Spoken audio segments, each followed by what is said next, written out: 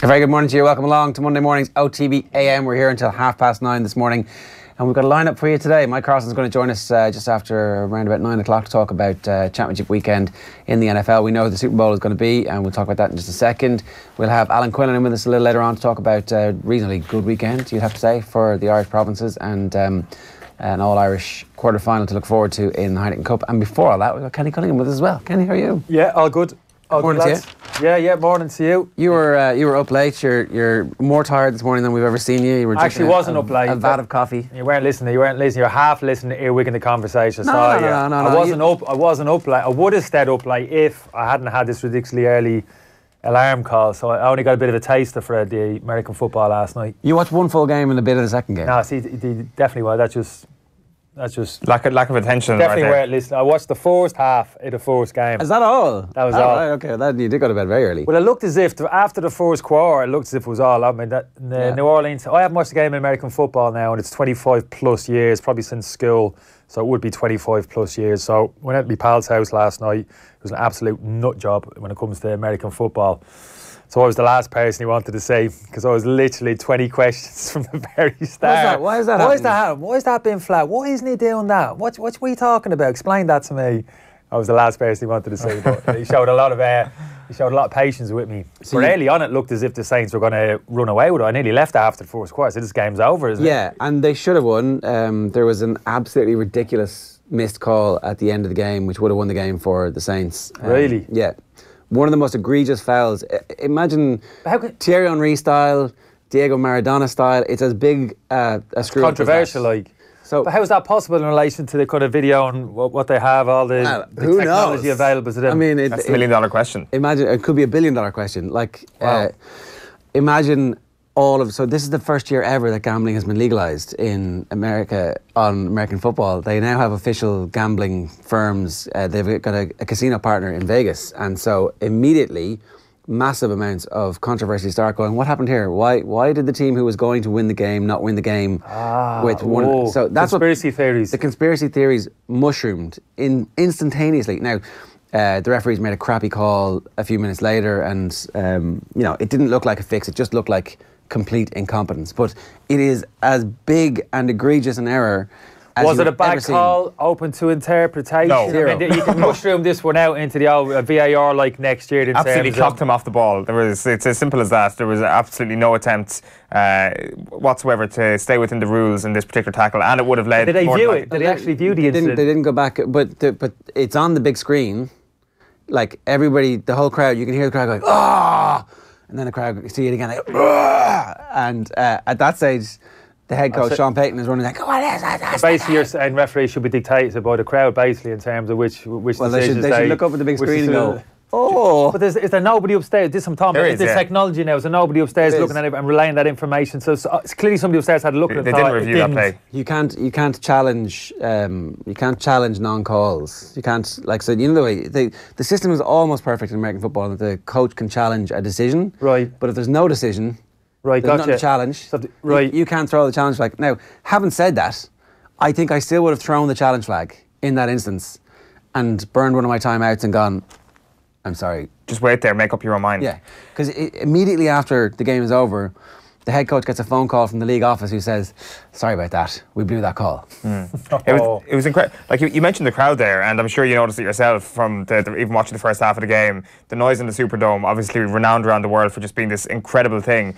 You'd have to wonder just how impossible it was for the Los Angeles Rams to actually get up and running without being able to hear each other whatsoever. I'm sure you've been in situations yourself where you can barely hear what you're saying on the pitch. Well, see, I was having this conversation with Palom, one of the very many questions which I asked him last night. So he was explaining this to me. You could hear it. The noise went up, the noise went down.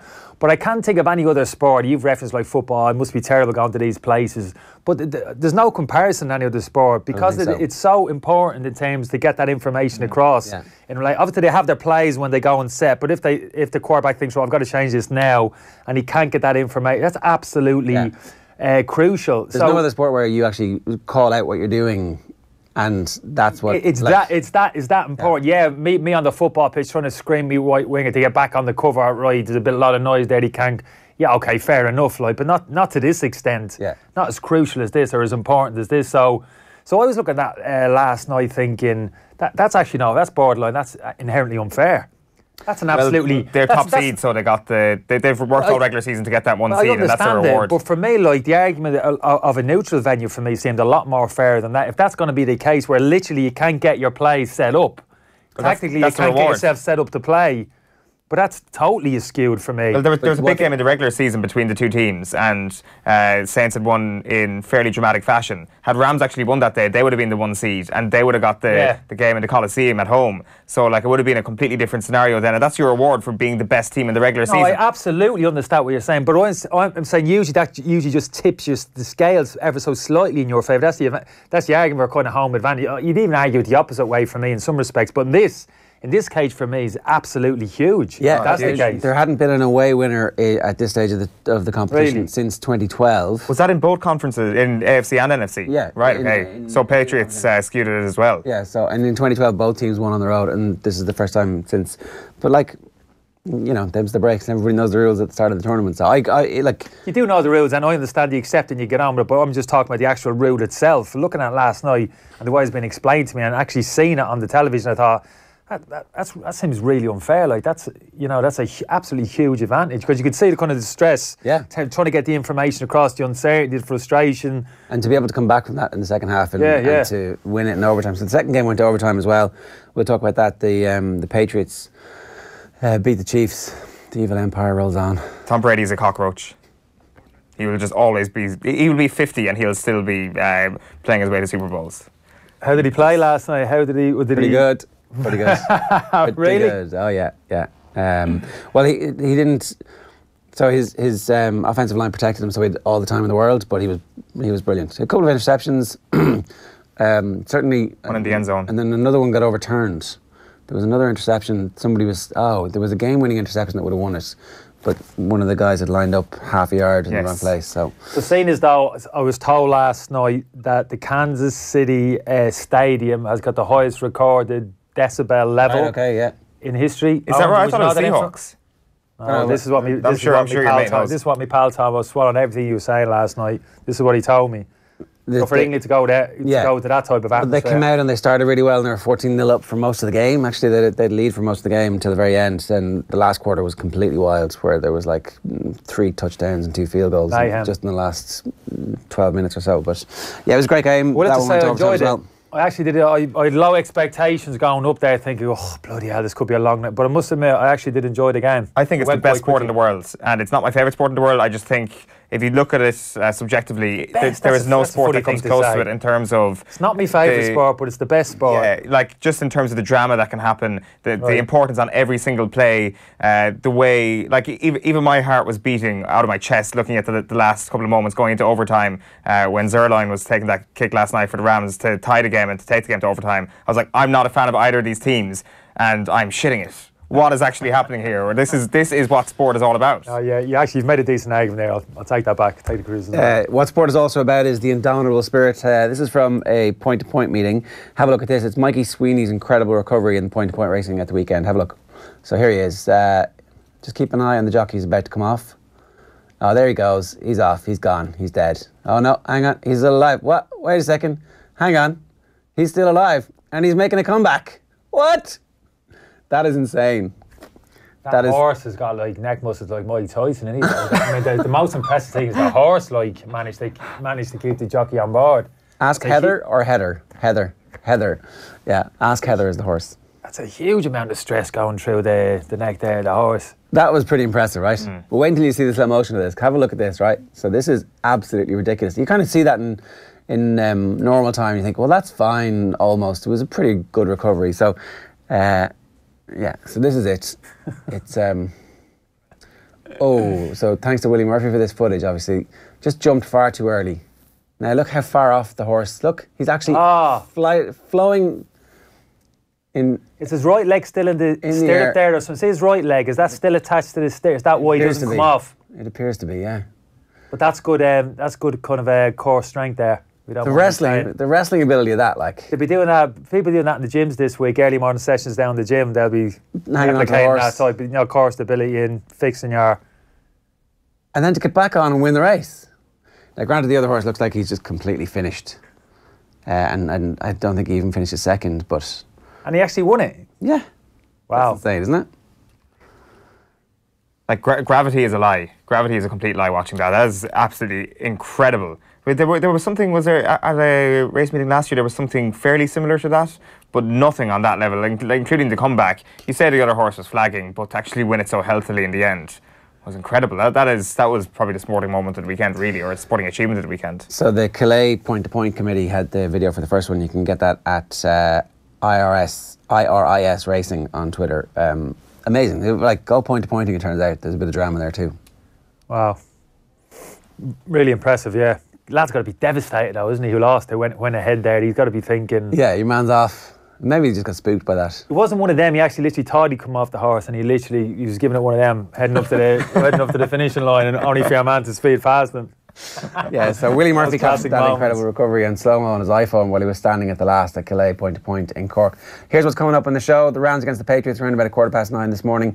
We'll talk rugby with Alan Quinlan around about 8:45. We've got the sports news for you at 8:35 with Darren. And we're going to talk Salah, City and Spurs with Kenny. We might talk a little bit about should Liverpool buy a right-back, or sorry, a full-back, a left-back even, in about 10 minutes' time. In the meantime, here's the sports pages.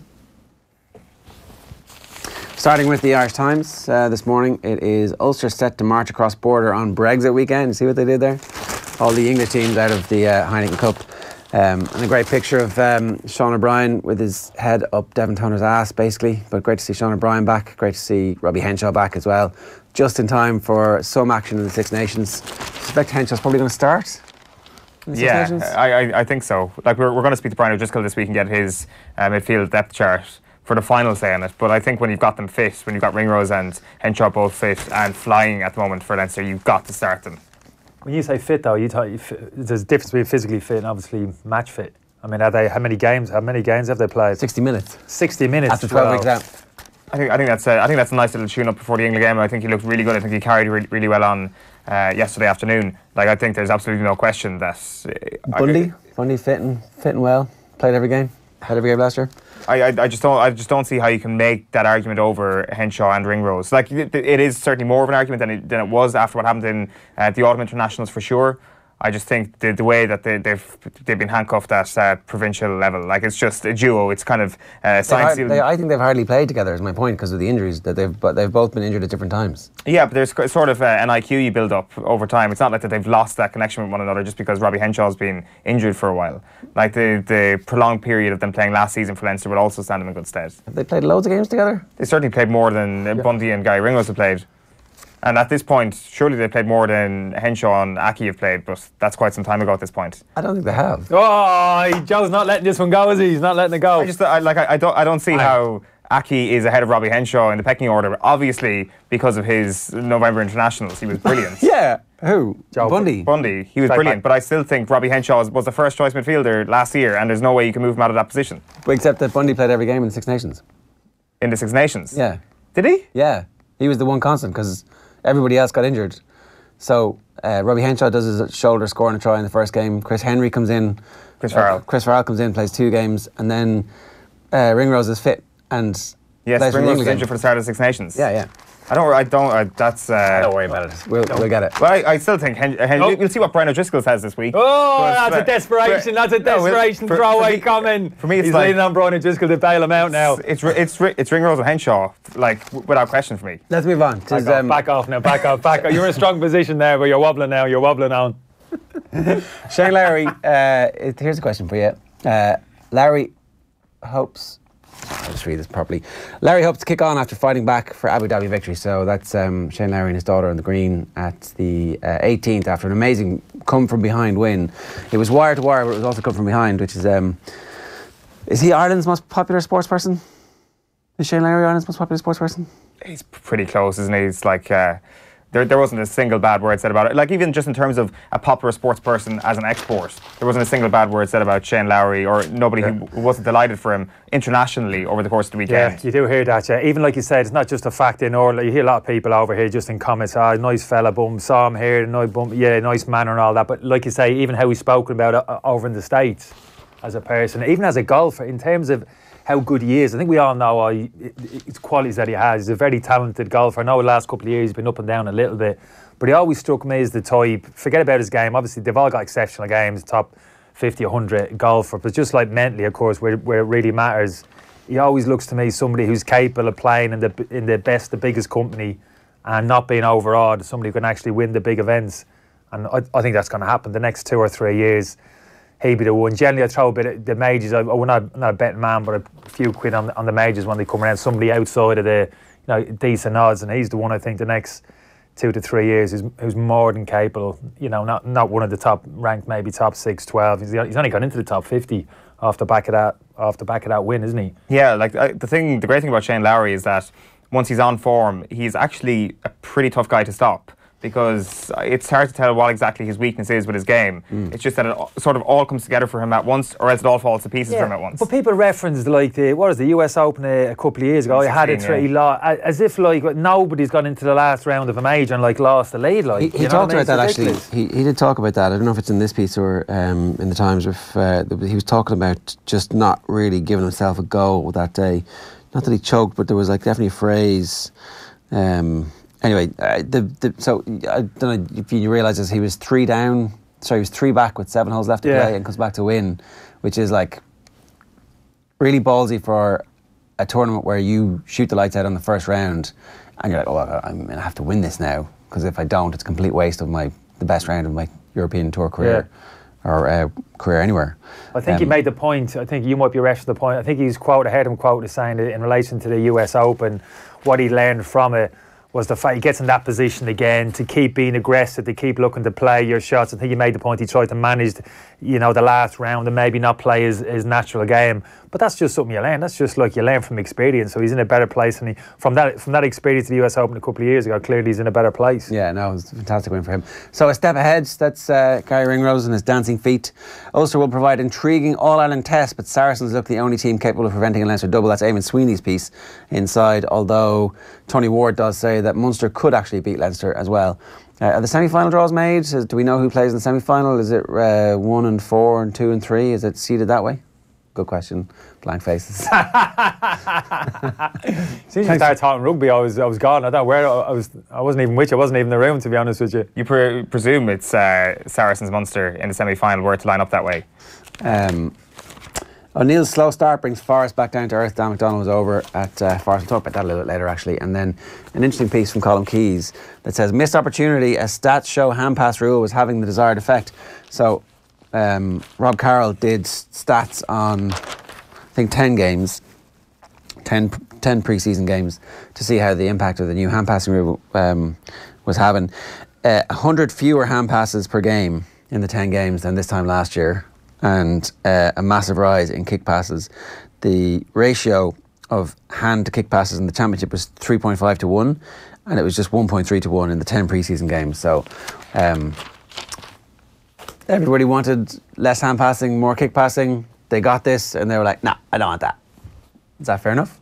No, it's absolutely not fair enough. It was a huge win on Saturday for the Gaelic Football Managers Union, because they've had an absolute roaring success in terms of controlling a narrative and pushing out the idea of what rules should be brought forward. And as I say, it's just been a massive victory for the likes of Kevin Walsh, the likes of Turlock O'Brien, the people who were naysayers against it, despite the fact that it was never implemented into league football. One vote, if that had swung the other way, the likelihood is that hand pass rule would have been implemented. Colin Keys says there it was 25-23, certainly a 2-vote gap, so one vote swing, and then it would have been a casting vote, which according to Colin Keys might well have been a win for the hand pass rule. So I'm absolutely convinced that some comments from the managers impacted a few of those votes, and as I say, a huge win for them. I just think it's what a pointless exercise this has all been. Like, why was this not implemented for the National League and then ditch it? I'm not saying I was a huge fan of it. I just really think we needed to see it for the National League. Yeah, I think you got a fair point, unless you actually roll out and have a look at it. I mean, there was such a huge swathe of criticism of the hand pass changes. There wasn't from managers and players. You were hearing a lot of it. So that's what kind of initially we spoke about in here, and I was thinking, well, I can see the logic of that. Yeah, let's have a roll. Let's have a look at it. You're never going to know. You can talk about it like how it's going, but you actually see it in practice, you're never quite sure. But off the back of that, there was a huge amount of criticisms from a lot of players and managers, and people obviously respected win the game. So that's when I took a step back and thought, well, maybe I might have got this wrong. But I'm a little bit with you. I'm interested in the other kind of real changes that are coming in. But I actually genuinely would have liked to have seen it rolled out in a number of the games. Just had a look at it, because everybody seems to be in agreement something has to change. I had this conversation with somebody yesterday. It's got to change. He was very critical of the hand pass change. Absolutely delighted that it wasn't being introduced, but at the same time he was saying, I just can't be bothered watching a game of football, and this is a big gas apart. So well, what's your answer? You're saying that it's not the hand pass, so what are you saying? What are you throwing out there? What are you putting on the table? What's your the alternative? Yeah, what is the alternative? Yeah, so let's wait and see if anybody comes up with one. So there it is, firm grip. That is James Ryan, history made by Irish provinces in Europe, where all three of them are through, and Connacht are through to a quarter-final as well. Picture of Shane Larry there as well. Leinster and Ulster gear up for showdown. Same picture of Gary Ringrose and his dancing feet. Keane starts on pathway to pro licence. This is interesting. So Mick McCarthy's new assistant manager will be part of the latest intake of participants on the FAI's UEFA pro licence course. It's our 6th group at pro licence level, says Rude Doctor, and they've named names. So the full list of names is Damien Duff, Keith Andrews, Andy Reid, Keith Andrews, Jim McGuinness, Finney Perth. Is Jim McGuinness not already in Charlotte? Is that? Can you do the course via Skype? Don't know. Can you do bits and pieces of it? I think you can. I'm sure they're trying to accommodate you as best you could. I think there's certain days obviously you need to be present, but then obviously you go away and do your work at your coaching hours and you get your modules done, etc. Oof. Wouldn't want to be in their shoes. Again, the lads, it's a bit of a... Was it arduous? Yeah, it's a bit of a process. I mean, it's dragged on for about kind of 18 months, I'd say. The pro licence, the last one, obviously from start to finish. So when did you do yours? No, it seems a long time ago now. It might be 6, 7, 8 years. I think ours was the second one. This is the 6th, I think Rude was saying. Ours was the second pro licence that they rolled in. But yeah, you just got to blinkers on and get through it. All right, he's actually, Jim McGuinness is back in Ireland. You can watch the interview he did with Nathan and Kev at the weekend. Actually, it went out on Saturdays off the ball. So Cheltenham and Rooney's set to meet to discuss owners' track boycott. This is amazing stuff here, that the Rooneys, who were 4th in the British Jumps Owners' Championship, have not had a runner at Cheltenham since the first day of the November meeting, having instructed their numerous trainers don't enter their horses to run the course until further notice, due to concerns the track poses a higher risk of injury to their runners. I don't know if this is connected to the going, but certainly we've been talking about that on Friday Night Racing, but it is mad that owners would not enter their horses at Cheltenham because they fear for the safety of the horse. The back page of the Irish Daily Mail goes with the rule story, but they've gone with "It's not fair. Tipperary boss fumes over rule change reversal." So some interesting quotes from Liam Kearns by Mick Clifford here this morning. It's not fair. Either bring in these rules or don't bring them in. And he's complaining about the idea that they shouldn't have been telling them earlier on this year that this might be in or this might not be in for the National League. He feels he's prepared his team to play with the new hand passing rule, and now suddenly he's got 1 week to turn it around and not prepare for the hand passing rule ahead of the start of the National League this weekend. Of course, when it comes to Tipperary's situation, being in Division 2 of the National League, an argument to be made that when you're in that sort of area, Division 2 or 3, you're in kind of the most important divisions, and they care about the National Football League more than any other counties do. So you can see his frustration there, that the National League is a real focus for Tipperary, and suddenly one of the more pivotal rules is just not going to be a part of it. Back page of the Mirror is Harry Can. Winks is all a blur after a late Kane-style match winner, but Delhi injury takes a gloss off victory. And you've also got Pep's Fergie-style hairdryer. Guardiola's half-time rage keeps title bid alive, according to David Anderson. The back page of The Sun this morning is Handy Harry. Hero Winks rescues Spurs, Llorente flops and Ali limps off, and £2 million Carroll on Poch's radar. The back page of the Irish Daily Star is an Irish angle. Troy's story. Pochettino to turn to Paris as Tottenham injury crisis deepens. You've also got Munster eye at Park semi. So Munster will look to use Páirc Uí Chaoimh in the event of a home neutral Heineken Cup semi-final in April. There is only one sequence of results that would allow this to happen, and a potential match in the home of Cork GAA, that is Edinburgh and Glasgow, or Munster beating Edinburgh and then Glasgow winning at Saracens. So that is obviously the semi-final draw. It's Saracens against Munster, you would suspect, but in the event of a shock, Munster would have the chance to potentially use Páirc Uí Chaoimh to go up against Glasgow. Back page of The Guardian this morning is Ali's knockout blow for Spurs. Pochettino loses another star player as injury crisis mounts. And you've also got Roger Federer there, the champion, bowing out in Melbourne. And then finally, the front page of the Daily Telegraph sports section is Harry Houdini. Spurs escape with points as Winks scores with last touch of game. But Ali is injured, and the squad depth is really being tested from a Tottenham Hotspur point of view at the moment. We're going to get into all those football stories with Kenny now. First though, here's Stephen Doyle and Kevin Kilban after the Huddersfield game. Man City won 3-0, game was live on Off the Ball. The lads were chatting about whether or not Kev thinks City can catch Liverpool. Have a look. Well, we really fancy them in the upcoming cup games, of course, Burton, and they've got the FA Cup next week against Burnley. Yeah. But after that, then it's Newcastle in the Premier League. Again, it should be another win for Manchester City before those two big games against Arsenal and Chelsea. Is it crucial that he gets 6 points from those two matches? If he doesn't, is the title race over? No, I don't necessarily see that, but City have got the quality and the talent where you expect them to get the 6 points from it. Looking at Liverpool yesterday, they're probably getting a little bit of luck along the way in that Palace game yesterday, I would say. Putting massive pressure on City coming into this game today, and I think wherever they're going, if you play first and you get that win, you can relax a little bit for a couple of days, watch City and just keep that little bit of pressure on them. But City are able to keep up with them, so I think there's going to be a lot into March and even into April this year. I think we're going to see sides dropping, both sides dropping points. But if they can win those two games, I think it puts massive pressure on Liverpool, and knowing that Liverpool have got these teams to play further down the line themselves. So that's the only thing that I would think within City towards the back end of this season now. Certainly in those two games, get the wins in the Premier League, get them done and dusted, put pressure back onto Liverpool. I think that's the way it's got to be for them towards the end of the season now. And I think they've got enough quality within them to seriously stay with Liverpool. I would probably say I just maybe edge towards City for the league. That's the way that I'm looking at it. I think Liverpool have got a fantastic side, but I think City, with the depth of the squad that they've got, I think City are just favourites for me. City are just favourites at the moment for Kev. That's interesting, isn't it? Interesting in terms of what interesting slash. Do you make City favourites too? No, I make Liverpool. I've made Liverpool favourites probably six. Start of the season would have edged towards Manchester City. 6 weeks into the season, I thought, no, I'm edging towards Liverpool, because I had a look at Gomez and Van Dijk, the partnership at centre half, the first month of the season. I thought, that's it. That's the difference right there.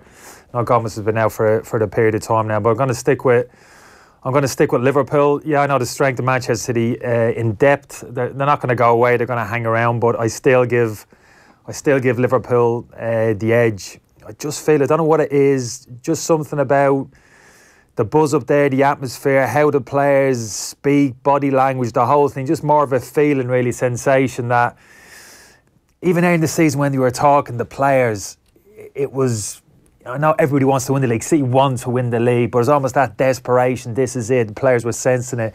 This is their opportunity. And I just feel as if Manchester City, as good as they are, between now and the end of the season, they're capable of having that one game, turning up one weekend, flat.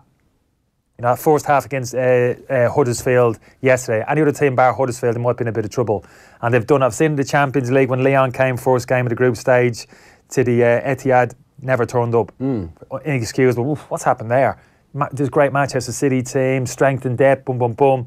But occasionally, it's just not there. The focus, wherever it is. Liverpool, for me, it's eye the tiger stuff with them this year. You can sense it. I haven't been inside Anfield, but even looking at the camera, hearing the support speak, Klopp, just get a sense of it. The players know they're ready for it. And where I would give them the edge, Liverpool, strength and depth, Manchester City maybe, although I don't think there's much in it. I look at Liverpool's squad at the moment, I don't see where the problem is. Right back, yes, certainly, but Gomez is going to be back fit, I'd imagine 2 to 3 weeks. That will resolve the problem there. No issues anywhere else around the pitch for me. But I think Liverpool, just in terms of that real physicality which they have, you know, that kind of dynamism, that pace, high energy, that real physical edge which they have around the pitch, for me that is an edge which they have over Manchester City. Manchester City, for all their technical ability, look at the tech, every one of these players can play, some of the combination play, brilliant footballers, yes. But sometimes when they've played against Liverpool, you actually physically look at the two teams, you think Liverpool got an advantage here. Set pieces, etc. But physically, He just beat them.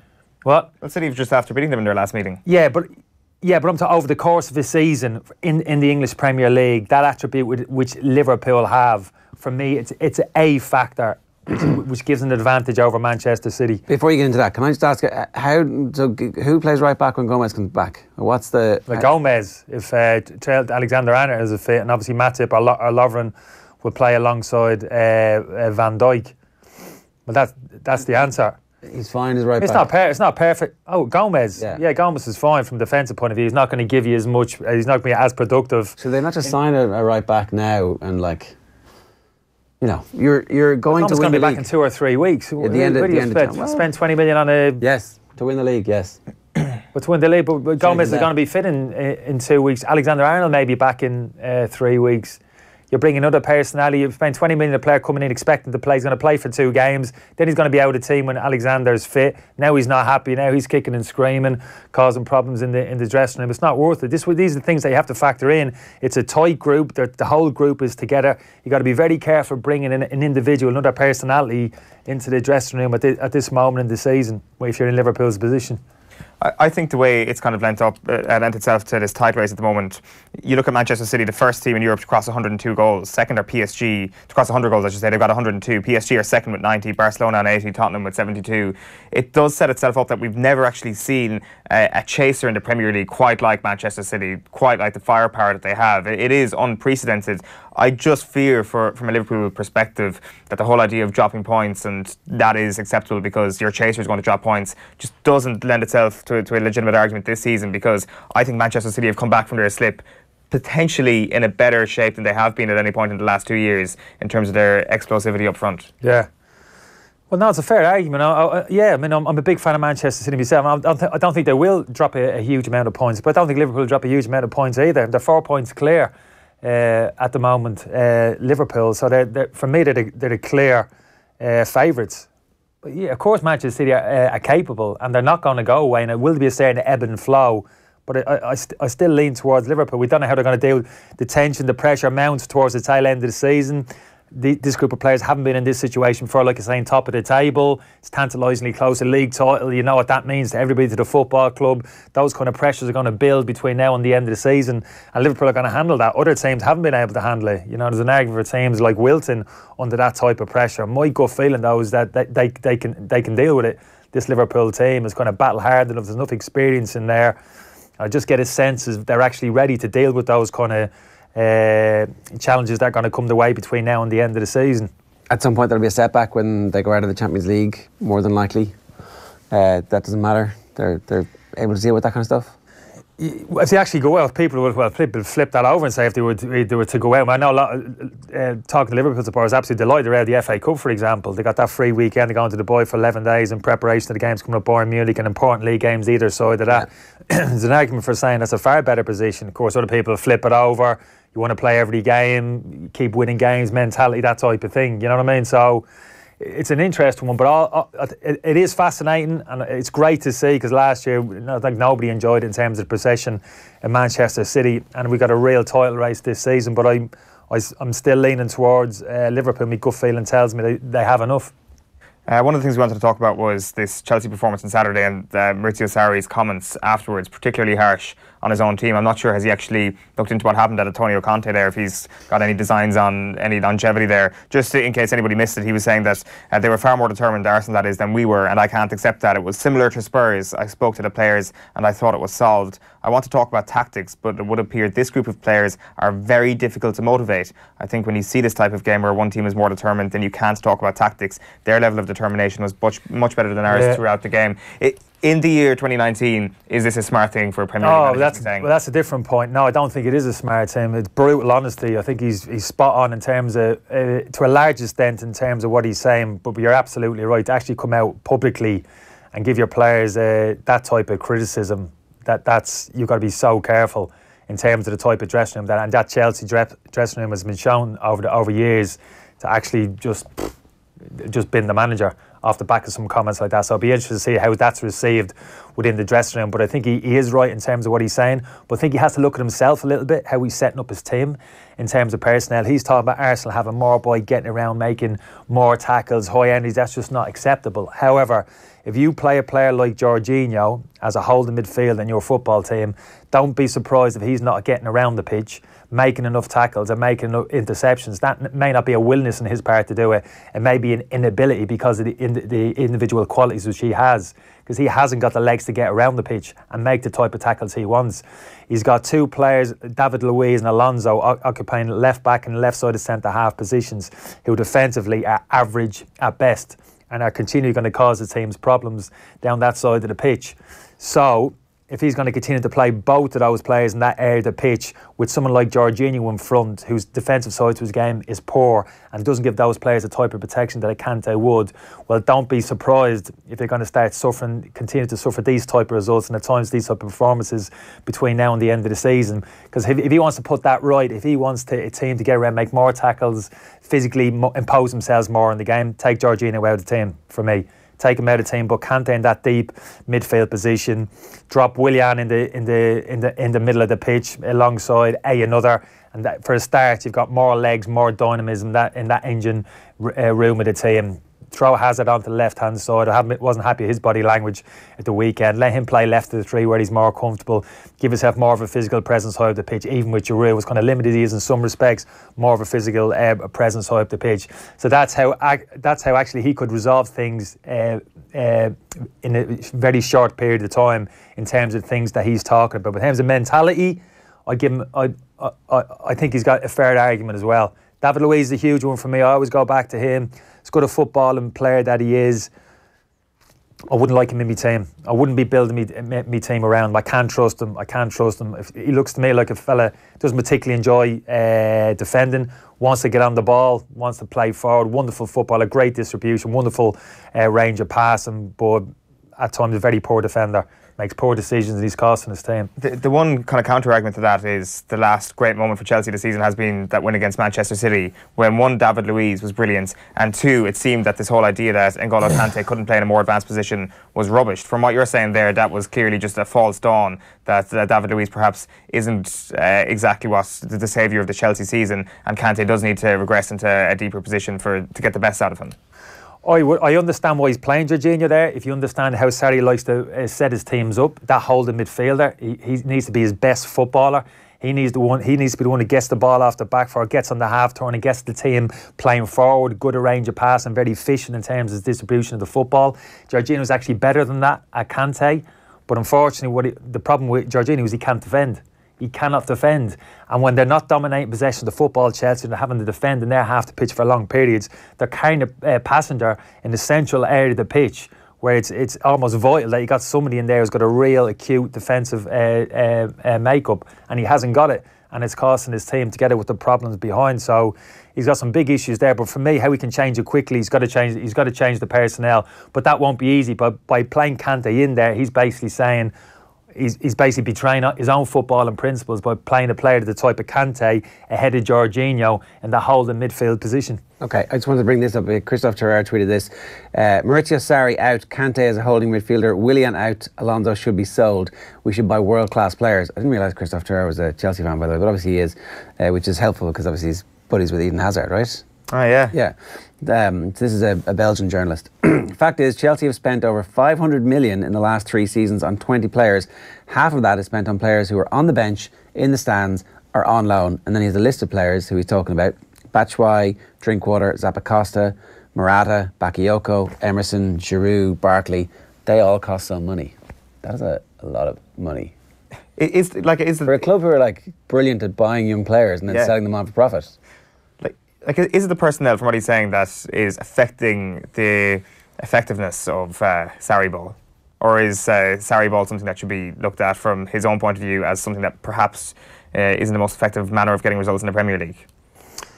Yeah, no, I think your last comment is a good one. I think early in the season, they started off very well, but they were dominating, a lot of games dominate possession of the football. And when they're dominating possession, Jorginho's on the ball and there reasonably no pressure. He really does catch the eye, although I don't think he hurts teams enough with his passing.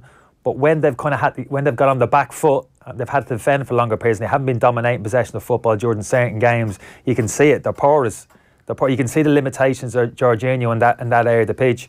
David Luiz is getting exposed. He hasn't got the protection that he had with Kante in front of him. Alonso, as good as he is going forward, that was an interesting comment from that fella from Ger said there.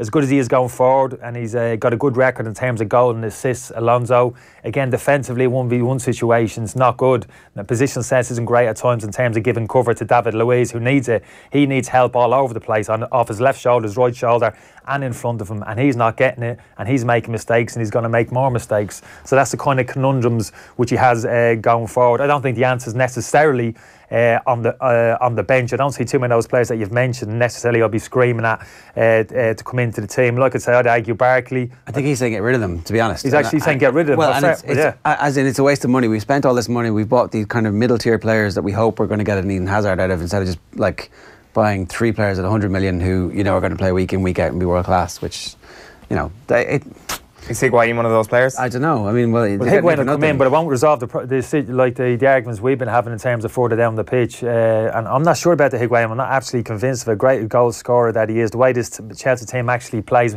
that's the problem Morata's have. Morata's a goal scorer, finisher.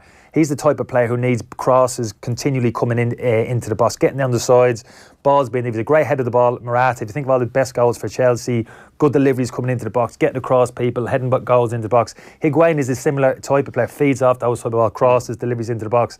Chelsea, by and large, coming on the inside, little combination play, looking for their 9 to be clever in his link-up play. Higuain isn't that type of player either. Let's talk about Spurs, because obviously last-minute goal keeps them whatever faint title hopes they think they might have alive. But the injury to Andy Carroll, there's now an injury to Dele Alli.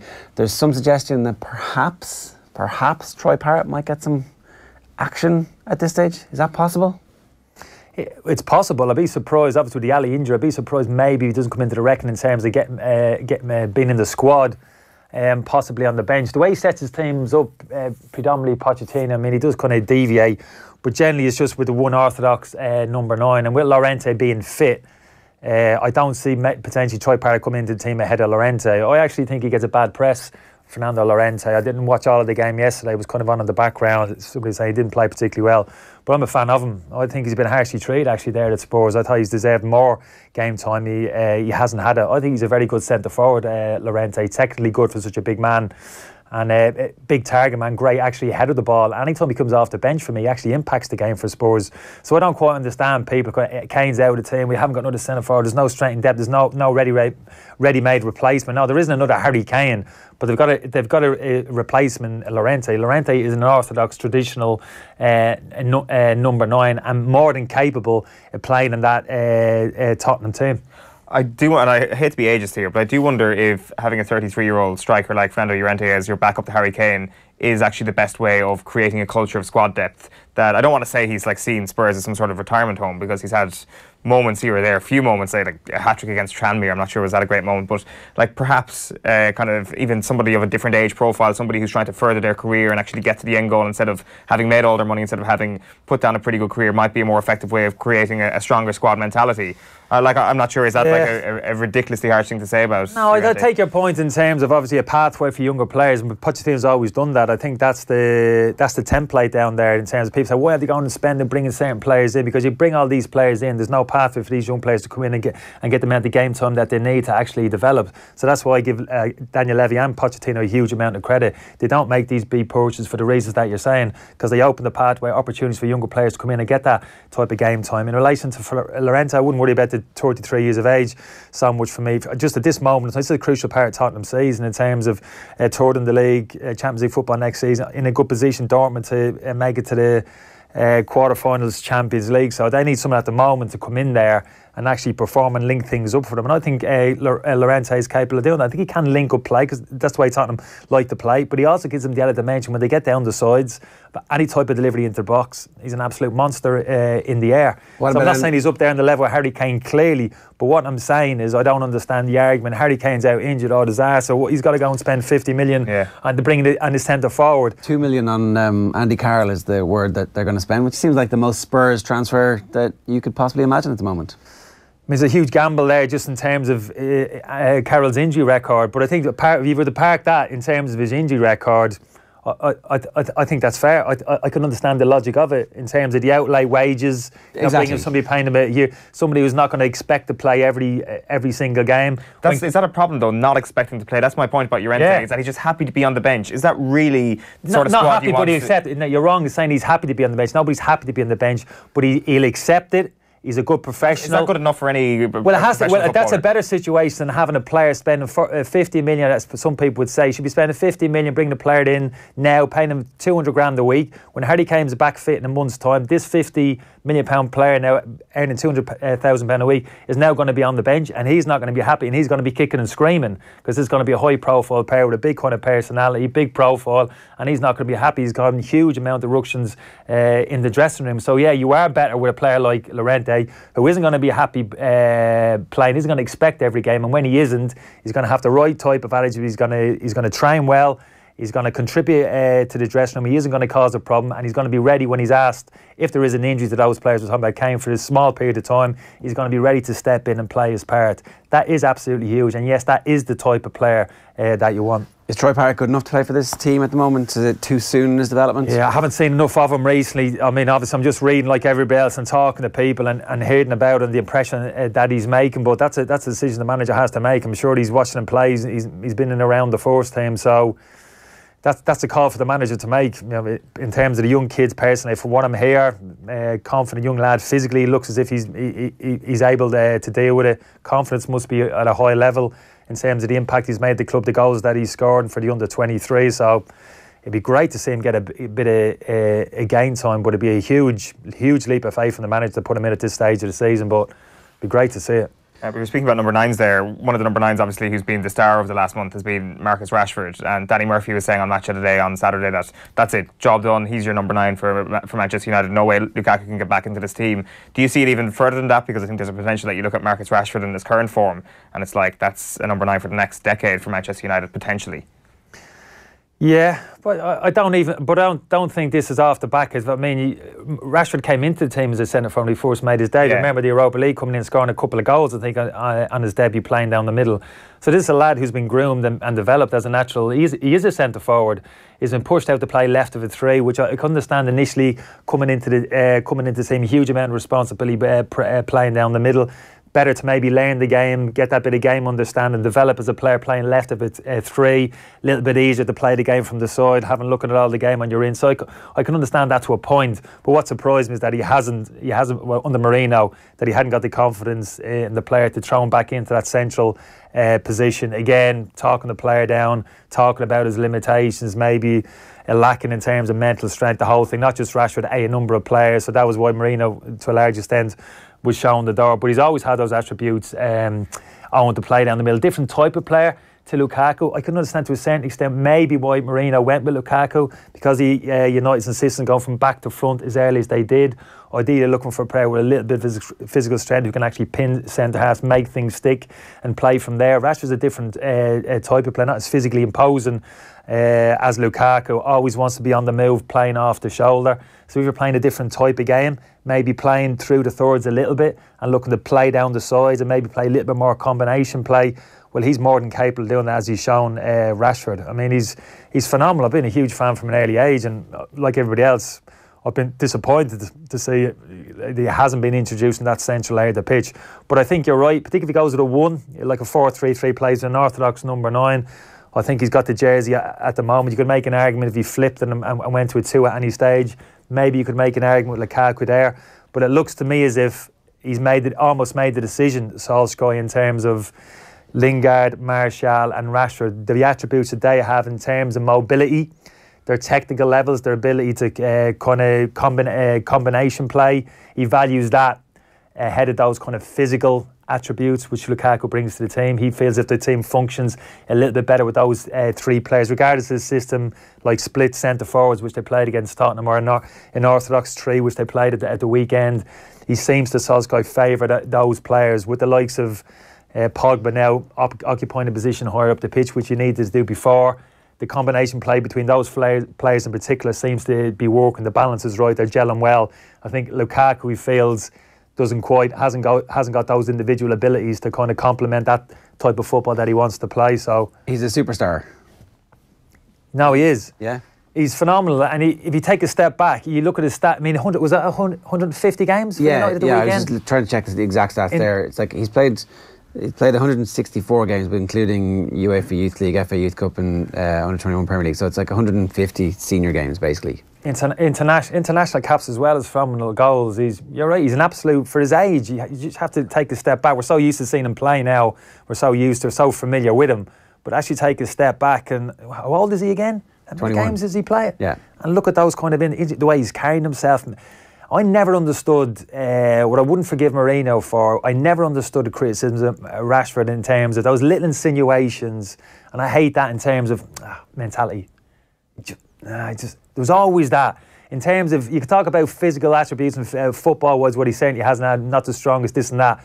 But that little insinuation, he's not quite. There was always that. And I looked at that young fella and I thought, I'm seeing the opposite.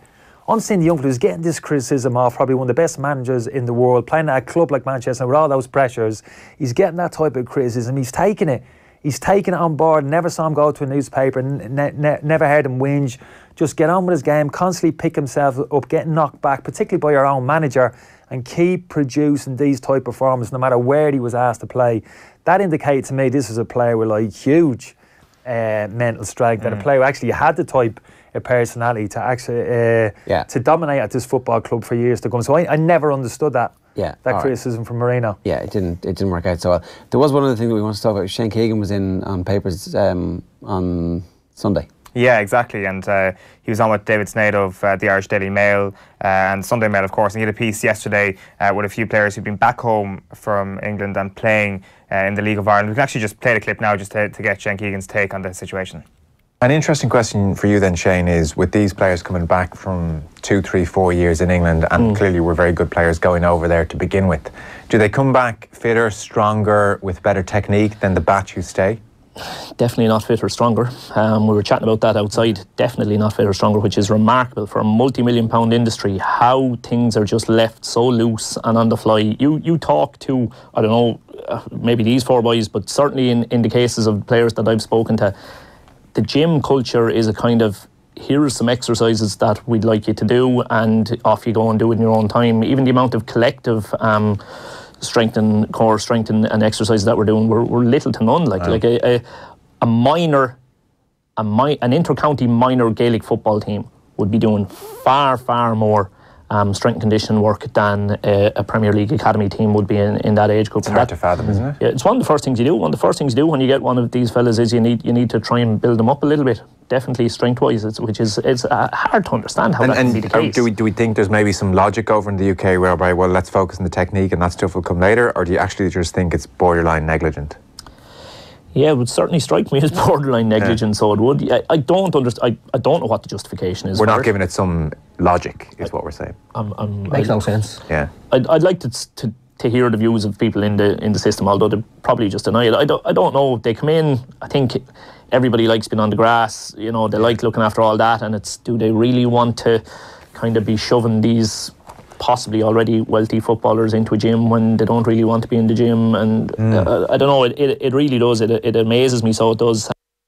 Kenny, what do you think of that? Well, I take Shane's point. He's always had personal experience of players coming back and seeing this up close, but I'd be absolutely amazed. I couldn't see a situation at an academy system or an under 23s of these players, whatever age that they are, going over and coming back, where they would be left to their own devices in terms of their strength and condition. That is huge. That is hugely structured at a football club, whether it's the 16s, 17s, 18s and 23s, in terms of that physical condition. And that's absolutely huge at all professional football clubs.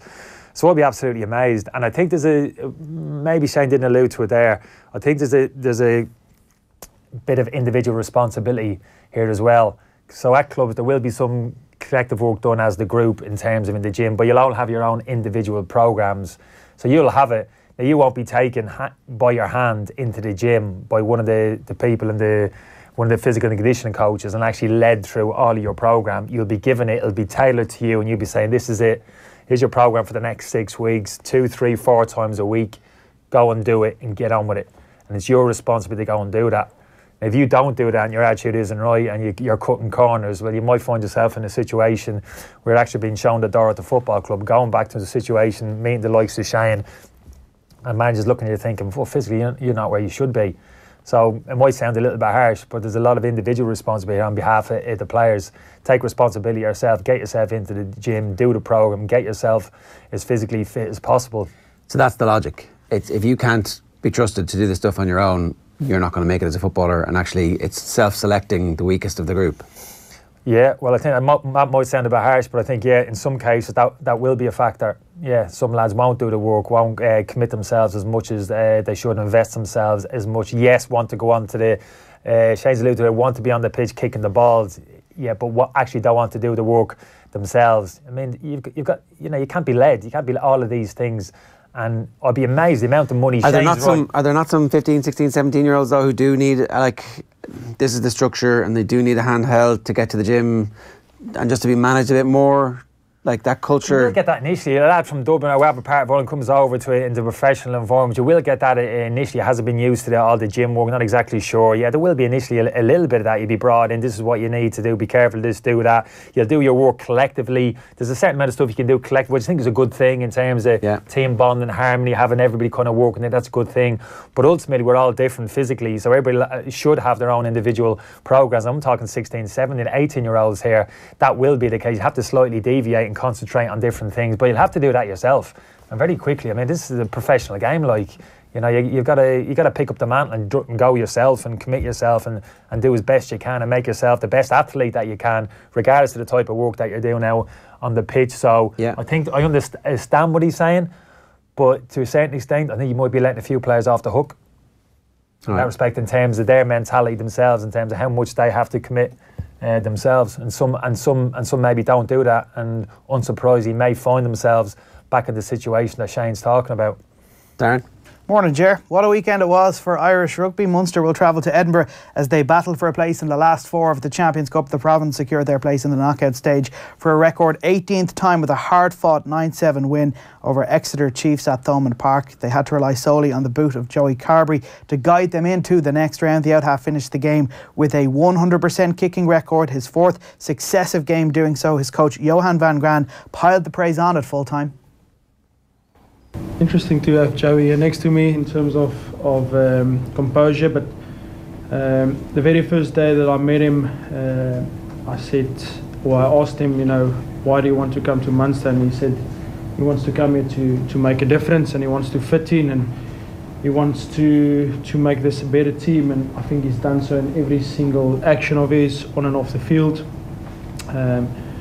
After the Cus game, which he missed maybe one or two penalties or kicks, to come back and kick 20 out of 20, if I'm not mistaken, that's incredible. That's a sign of pure class, and I think his willingness to learn and his willingness to improve is an incredible trait of a very young rugby player still. And I think there's a lot of expectation on him when he came to Munster, but the way he's handled himself and conducted him a special man and a special player, and proud to be his coach. Now, the Leinster head coach Leo Cullen reckons Ulster will fancy their chances of springing an upset in the quarter-final. The Blues set up the Interpro clash with a bonus point victory over Wasps. Cullen's charges were already guaranteed a place in the quarter-finals, but the 37-19 victory, coupled with Toulouse's failure to secure a bonus point, ensured a home tie. With some former Leinster players in their ranks, Cullen says that makes Ulster an even more menacing prospect. They're making very steady progress under Dan McFarland this season, so there's a lot of their players that we know well, and as a result they know us very well as well. So a couple of their players have been involved with us in recent times, so it makes it a difficult game, makes it a very, very difficult game. Connacht completed a memorable weekend for the Irish provinces when they secured their spot in the quarter-finals of the Challenge Cup. They edged a tight and tense game with Bordeaux 33-27. Andy Friend's side will now face Sale Sharks, having already played the Premiership side twice in their pool stage. They'll be hoping to avenge the most recent defeat to Sale as well. The England head coach Eddie Jones is at it again. I regret to inform you he is firing barbs ahead of their showdown with Ireland in the Six Nations. He has claimed that Johnny Sexton gets special treatment from referees. Jones said Sexton has the bat phone to the referee.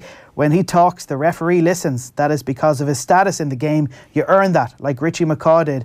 Jones said in November that his own number 10, Owen Farrell, did not get the same protection as Sexton. Tottenham's injury worries have deepened after Dele Alli was forced off during the 2-1 Premier League win at Fulham. Spurs already without Harry Kane until March. He's got an ankle issue. Alli could miss a number of weeks with a hamstring problem. Mauricio Pochettino is not planning on using the January transfer market to alleviate the strain on the squad. The Spurs boss said it is not realistic or the right thing to do to solve their injury problems by buying players they don't need. Manchester City have narrowed the gap on the Premier League leaders to 4 points with a 3-0 win at Huddersfield. Next up, City play Newcastle, Arsenal and then Chelsea. That's in the league. They've got some cup games sprinkled in there as well. Gareth Southgate insists his work with England is not done yet. He's indicated he has no interest in taking charge at Manchester United anytime soon. Recent reports suggested he was on the shortlist being drawn up by United as a permanent replacement for the sacked Jose Mourinho. Ole Gunnar Solskjaer is in pole position for the gig, according to the latest reports from the English press, having presided over 7 wins on the spin. Here's how Southgate responded to questions about the gig. I'm the England manager, and it's a privileged position to be in. We've had the best year for 28 years. It's a hugely exciting time with the team. I don't think we've progressed as far as we can yet. I think there's room for us to grow. I think there's a lot of importance in life about enjoying what you're doing, and I'm still a young coach. I've managed less than 200 matches, so for me it's an honour to be in the role I'm in, and I thoroughly enjoy it. Just give us Declan Rice, we don't care. In snooker, Judd Trump convincingly defeated Ronnie O'Sullivan 10-4 to claim his first Masters title. It was the second trophy at one of snooker's Triple Crown events for Trump and his first since the 2011 UK Championship. The afternoon session, a one-sided affair. Trump surged into a 4-0 lead. The 13-time finalist O'Sullivan continued to battle hard and reduced the arrears in the first frame of the evening session. Trump, then leading 8-2, went on to win 10-4. Finally, tennis, and Maria Sharapova has slapped down questions about being booed at the Australian Open. The 31-year-old was jeered by fans during her 4th round loss to Ashley Barty. Sharapova then refused to answer a question about meldonium, the substance she served a 15-month ban for taking illegally. What did you make of the kind of crowd's reaction to you today? They kind of booed you when you came back on court after that toilet break at the end of the second set, and then cheered that time violation. Did you think they were a bit unfair to you, and did it affect you at all? What do you want me to say to that question? I don't know, just the truth, I guess. I think that's a silly question to ask. You took meldonium legally for 10 years to deal with your health problems. I wonder, just now that it's banned and you can no longer take it, is it a struggle physically to deal with the demands of a Grand Slam fortnight? Is there another question? You can't see her eyes roll there, but they did. You can hear her eyes roll, I think. Yeah, pretty much. That second question there was one of the great press conferences questions. That's a great question. I mean, fantastic, because the first one is ridiculous, but this, I agree with the first question. How did you feel with people booing you? Yeah. Hang on a second. Right. It's about the meldonium. Right. That's why they're booing. Yeah, but that's the point. So ask the question you want to ask, which is what the second fella did. Actually ask the question that you want to ask, rather than skating around it. Second question's brilliant. We can all agree on that. I think the first question's actually totally fine as well. Yeah, it's fine. Like, just skating around it. Like, I just think there was some sort of criticism on Twitter yesterday of like, what a ridiculous question. The second one was a ridiculous one, when in actual fact it is the flip side of that. One of the great press conference questions, because you're not actually kind of getting into the idea of innuendo here. You're dealing with something based in facts, and you're putting her right on the spot to answer it about it. And what a horrible reaction from an individual who isn't a particularly pleasant individual. And it is fantastic when you're up against it, you tend to show your true colours, and she's been up against it for the last couple of years, and we've seen the true Maria Sharapova. It's that attitude. I think that's what if you're asking what the reason why the people are booing, I think that's one of the big reasons, how she carries herself, her kind of attitude and around the controversy that's been surrounding her in terms of how she's portrayed herself. Is actually she's the victim, and she can't understand this type of criticism. At least she's a little bit of a holier than thou attitude. I mean, it's a fascinating story. I think the question was a good one. Was he basically saying your body's been used to taking this meldonium for 10 years and you haven't got it now in your system? Is it affecting your performance? Well, she said she needed the meldonium. Sorry? She said she needed the meldonium. Well, exactly. But the point he was made, well, regardless of whether she needed it, and that's another argument, the fact that you've been taking it for 10 years, it's been banned, now your body hasn't got it. What effect is that having on your body? So an indirect way, so that's exactly it. You're getting knocked out in the 4th round. The part that does make sense, though, is because the demeanour is so strange for someone who should be on a charm offensive, regardless of the circumstances of what the ban is. You've come back having served a ban for doing something you shouldn't do. It would have been great, though, if this question was asked after she'd won, right? Because, like, you can always... her PR people will be out today going, oh, you know, well, they probably won't say anything, but if you were defending that, you'd be like, she's very upset having, you know, crashed out of, there's only 4 majors a year, she wants to win all of them, she's a competitor, tremendous competitor, you know, perhaps you could have dealt with those questions a little bit better. Here's what you would have said. Well, I took Meldonium because I needed it. As my doctor said, it's completely legal at the time. Nothing illegal. You know, whatever. That's how you would defend that. But it would have been great to see that question after the first round when she won. It was like, oh, you're playing really well. This despite the fact you can't use the Meldonium anymore. How are you making up for the lack of Meldonium in your system? The great irony of Maria Sharapova in press conferences is that her own brand of confectionery, Sugarpova, as it's known, is out there, despite the fact that she's the saltiest individual in the world. So that's pretty much how I would sum up the Maria Sharapova. You just invented a meme there. Sharapova? Yeah. Let's go. Let's do it. It's quick. It's a quick and easy Photoshop. Yeah. You done? Me, yeah. All right, good stuff. Right, so we had live commentary of Leinster's win against Wasps this weekend on Off the Ball. Afterwards, Conor Morris caught up with the Leinster scrum half, Jamison Gibson Park. A comprehensive win in the end sees you through to a home quarter final. What was your assessment of the overall performance today? It was a little bit patchy. We couldn't really get into our flow of things. They were pretty good at slowing the game down and a lot of patches. So overall a little bit patchy. We're disappointed to let in a few of those soft tries. But we'll have a look at that tomorrow and reassess going into Scarlets on Friday night. Quick turnaround. So things keep rolling. A lot of the chat this week seemed to be guarding against complacency, given your position in the group and the fact that back in October you scored 8 tries and put up 50 points against a team that you faced today. Was that part of it? Is it difficult as a player to get yourselves up for a game when you're such highly fancied and you see the likes of the calibre of play coming back into Leinster ranks? At times, yeah, it probably can be. Might slip in on the occasion, but I think we're pretty good at managing that. And you can't afford to against a team like Wasps, especially on their home patch. So that was the thinking going into it when we knew that they've got some incredible players right across the park. So you can't afford to come in here complacent, otherwise they're gonna throw the ball around. They're gonna score tries, and that's the attitude they had. I mean, there's nothing to lose for them, bottom of the pool. So there's certainly no complacency from our part. But as I say, we're disappointed to let in a few of those tries, but we'll have a look at that tomorrow. Quick word about some of the returning Irish internationals with the Six Nations around the corner. Good to see the likes of Robbie and Shawnee back in harness. Yeah, absolutely. It's good to have those lads back. Massive leading influences for us. So it's good to have them back in the changing room, and so normally on their own schedules doing the rehab. So it's good to have them back in the team meetings and all that kind of thing. You know. Home quarter final. It's going to be an Irish interprovincial derby match against Ulster rather than facing Toulouse for a third time. Your thoughts on that? It's a good while away at this stage. It's got a lot of rugby between now and then. So we'll focus on the week to week. We've got a Six Nations break coming up for the non-international. So. But yeah, as I say, it's a long way away, so we'll focus on the footy between now and then, you know. Not giving anything away there, Jamison Gibson Park. Would you prefer Toulouse or Ulster? I think they would prefer Ulster, right? Definitely, yeah.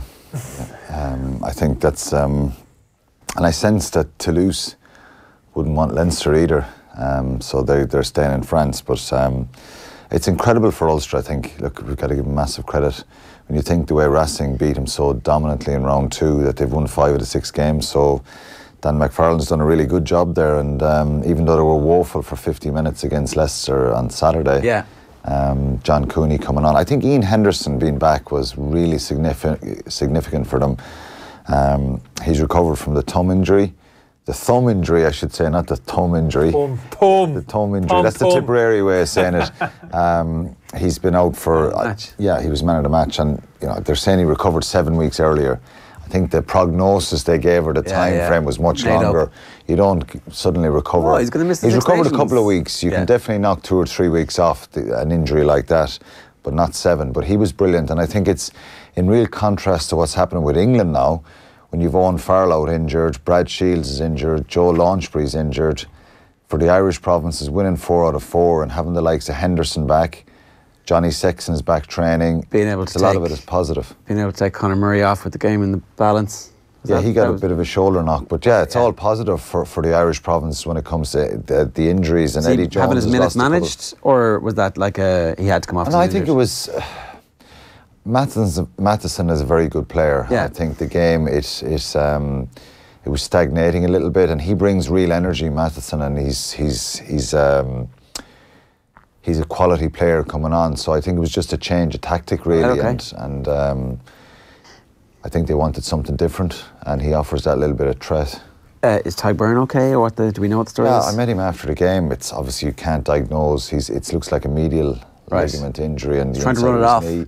I mean, he's trying to run it off, which is a good sign that you're not gone to the extent that it's really serious and you're not getting stretchered off. But he was in a brace after the game, walked out with his Man of the Match award. So he obviously has an injury and definitely strained his ligaments. But I think, like I said, there's no major significant injuries for Ireland, and a lot of positive stories coming out. It's mad, really, that we come off the back of this weekend and Ian Henderson and Tadhg Byrne both put down man of the match performances, and chances are they won't start for Ireland. Yeah, it's they won't either. I think Toner and James Ryan will start, and they're the incumbent ones. They're the ones who have the jersey, and I think it just goes to show. But it gives a lot of options for who's going to be on the bench and how they'll manage that. And honestly, I think back a couple of years ago when O'Connell retired and Donegal Callan retired, and they were there for so long. Who were the next? Mallow Kelly retired. There's a lot of quality finished there, and we were talking about having problems in the second round. There's great depth there now, which is incredible. Was Saturday one of the most intense spectating experiences you've ever had at Thomond Park? Yeah, it was right up there with any of the big ones. There's a lot of big ones over the years. I think for Munster to get into an 18 quarter final is a phenomenal return, to be fair to them. They were sloppy. There was a great atmosphere there, and I think everybody sensed, and even meeting people before the game, they sensed that Exeter would come and cause problems. There's often been matches there where, round 6 Munster, you talk about the danger and the threats of the team coming, but realistically, if Munster turn up, they'll win and they'll blow them away. There was a certain amount of concern about Mike Haley's mum. So mum and dad came to the first at Munster rugby game yesterday at Thomond. Unfortunately, mum ended up getting too nervous. Spent the last 10 minutes of the game hiding in the toilets, covering her ears. It was the intensity was incredible there, but I think Exeter, to be fair to them, they brought a real kind of steel about them, and they're a quality side. They didn't show it in the early rounds of the Champions Cup pool games, but they've shown what they can do and what they've done in the Premiership. They beat Sarries a couple of weeks ago there in Exeter, and they're a quality side. There's 6 or 7 of them in the English squad, and a little bit of pressure off them because people, they weren't expected to get the win and make the knockout stages. Whatever about beating Munster there, denying them the losing bonus point and stuff was a tall order, given Munster's recent form and the way they played in Gloucester last week. So it was a nervy kind of performance, and unbelievably compelling because the hits and the intensity were phenomenal. It was full-blooded. I think Jerome Garces didn't referee the game for both sides, and there was a lot of offsides and there was a lot of illegal stuff going on from both sides. But it was intense, I tell you, and they're relieved at the end. There was a lot of relief there. They didn't quite play to the level that they're capable of. There was a weird bit. Well, they had 11 turnovers or handling errors, which is, if you're up in double figures and handling errors, it's a lot in rugby, and that kind of tells its own tale. I think Exeter had 60% possession. Yeah, what do you put that down? Dominant team usually are Munster at home, where they squeeze teams out, and even if they're not playing free-flowing rugby, they usually hold on to the ball well. And it's the same in soccer, isn't it? Possession is 9/10 of the law, Yeah. If you have the ball and keep hold of it, the opposition can. And particularly at home, that's exactly what you want to do. People often ask me, what's the difference between home and away? Well, at home, you have familiarity, you have the crowd, you feel a different sort of energy, you set a tempo, all that kind of stuff. The opposition are travelling, they're coming into a bit of a cauldron, but Exeter just kind of held on to the ball for long periods of the game, and when Munster then tried to build some sort of sustainable pressure, they turned the ball over. Even in the second half, when you felt, look, this is going to turn around a bit, Munster are going to get their purple patch and their dominant patch. And was that conditions, Alan? No, I didn't see it. Was that conditions? It was pressure from the opposition. Not in terms massive of slippery. Pressure. Not really, no. Munster were a little bit sloppy themselves. And you sense that they were kind of waiting for someone to do something, and that they maybe expected this is going to turn, this is going to change. And they just, to be fair, Exeter were unbelievably abrasive, aggressive, in your face, frustrating team to play against, very powerful. And they kind of upset Munster a little bit, and uncharacteristically, they didn't have any kind of control of the tempo of the game. So if you're Van Gran and the rest of the coaching staff this week, what are the things you're doing to make sure that this is something that the team, the next time they're faced with a scenario like this, they do assert their game. Well, I think what you would do is you'd look at their first and second and maybe third phase plays and be way more efficient, because a lot of stuff broke down after maybe 1 or 2 phases.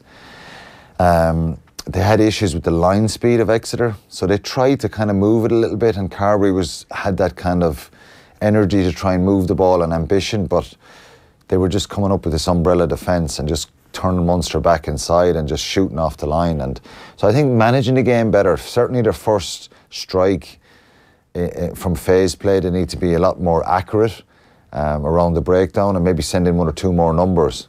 And then their management, where they play the game.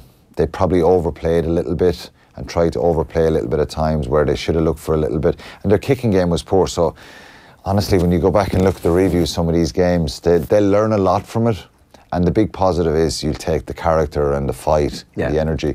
But honestly, it's not me giving the kind of speak and Van Gran giving it afterwards that they were a good side. They're a hell of a good side. Exeter. And they're a physical side, Ger. I'll tell you, honestly, you would be incredibly, to be up close to some of the hits and the intensity and the energy that they were putting into the game was phenomenal. One last point, were Exeter a little bit brain dead? Absolutely. Kicking for the corner instead of taking the points? I think they should have taken their points and tried to do 3-6-9 scenario rather than going, we've got to get 7 points. We've got to go 7 ahead of Munster here and deny them a losing bonus point. Get it to 4 or 5 and then maybe hope towards the end of it you can maybe force a drop goal and make Munster panic a little bit. Yeah, make Munster chase the game. So Munster needed to at least get a losing bonus point to go through, which is a weird situation for them to be in. It was, yeah, and maybe that affected them. A lot of these round 5 and 6 games for Munster in the past number of years is games they've had to go for. Yeah. They've had to go for. And now, to be fair to them, I thought the way they started the game in the first 10 or 15 minutes, there was a real aggression, there was a real, right, we know you're going to bring fire, but we're going to match it, and this is Thomond Park. And in fairness, their application and their effort levels were brilliant, and their desire. But they just, for some reason, there was a sense of panic started to kind of creep across the board, and they just dropped balls, they lost balls in contact. There was, you know, a lot of it is down to Exeter's credit, but Munster needed to be a lot more efficient with the ball, and they just turned it over. And normally you associate Munster with building 10, 12, 15, 20 phases and wearing teams down. They got to 4 or 5, I'd say, max on Saturday, which is easy to defend. And then at times you saw Exeter jumping around when they turned the ball over. They got lifts from that at big times in the game. But they did show incredible resilience and character, and they're on the back of a really good run. So this is another win, and that was probably the most important thing as they went off the field. We won the game playing poorly against a very good side who stopped us and frustrated us. And but they didn't have any line breaks, and that's where Exeter didn't capitalise on that possession they had and didn't take their scores, you know, when as you said. Sorry, Jan, go ahead. I was just going to say, in the paper this morning, Billy Keane is saying that he heard someone behind the press box describe Billy Holland as a bashed when he made that line-out steal near the end, which I presume is as big a compliment as you can get from a Munster perspective. How big a risk was that move on the line-out from Munster? Well, you just sensed that there was a bit of inevitability about maybe what Exeter were going to do here if they won the line-out, because their maul had been strong. Armand scored the first one. Their body language going up to that line was, we're going to get over here and this is going to be devastation, and you're waiting for that eerie silence to come. And then they'd won a few to the tail, and I think Billy is very intelligent and he's a really good line-out operator, and his impact over in Gloucester was brilliant as well when he came on for Peter O'Mahony, to be able to bring on a bit of experience like that. And he's the one who's putting pressure on Stander and Lockman to get him up there. And to be fair to Stander, he turns and throws him up. It was a really, really crucial part. And it was game changing for them to win that line-out. So his impact was massive in the last couple of weeks. Just a quick one, bit of a throwaway. And you mentioned it earlier about potentially the semi-final game at Páirc Uí Chaoimh as opposed to Thomond Park. Yeah, I know it's a little bit down the road, but how would the players potentially feel about that? They'd love it. They'd love it. It was mentioned last week as a possibility, because obviously these things have to be sounded out. So I think there has been a bit of sounding out, which won't go public. But Saracens and Glasgow play in London, and Edinburgh play Munster in Edinburgh. Saracens obviously finished 1 in the seedings. Glasgow finished 7th or 8th. 8th. They finished 8th. If Glasgow were to beat Saracens, which is unlikely, but they're a dangerous side, and Munster were to beat Edinburgh, that would be the case that they'd go to Páirc Uí Chaoimh. Well, you've spoken about the Thomond factor. I know in terms of the lads, you say it'd be great to go there, but really... neutral venue for semi, though. It can be in the home country, but it has to be a neutral venue. Yeah. So I think going to Cork would be, look, it may not, it's highly unlikely that it'll happen, but what is Páirc Uí Chaoimh, 45? 50,000, is it? 40 something, yeah. It'd be incredible. Kenny played there. They stayed there in the... Do you know, funny enough, I was down there for Liam's benefit for game, and I do remember we're walking around the pitch after the game. I do remember thinking, wow, you get a... Well, we're talking actually about, would you ever see an Irish football game then? I was saying, you know what, I'd love to see a really important... The terracing is quite close, isn't it? And just the way it's shaped.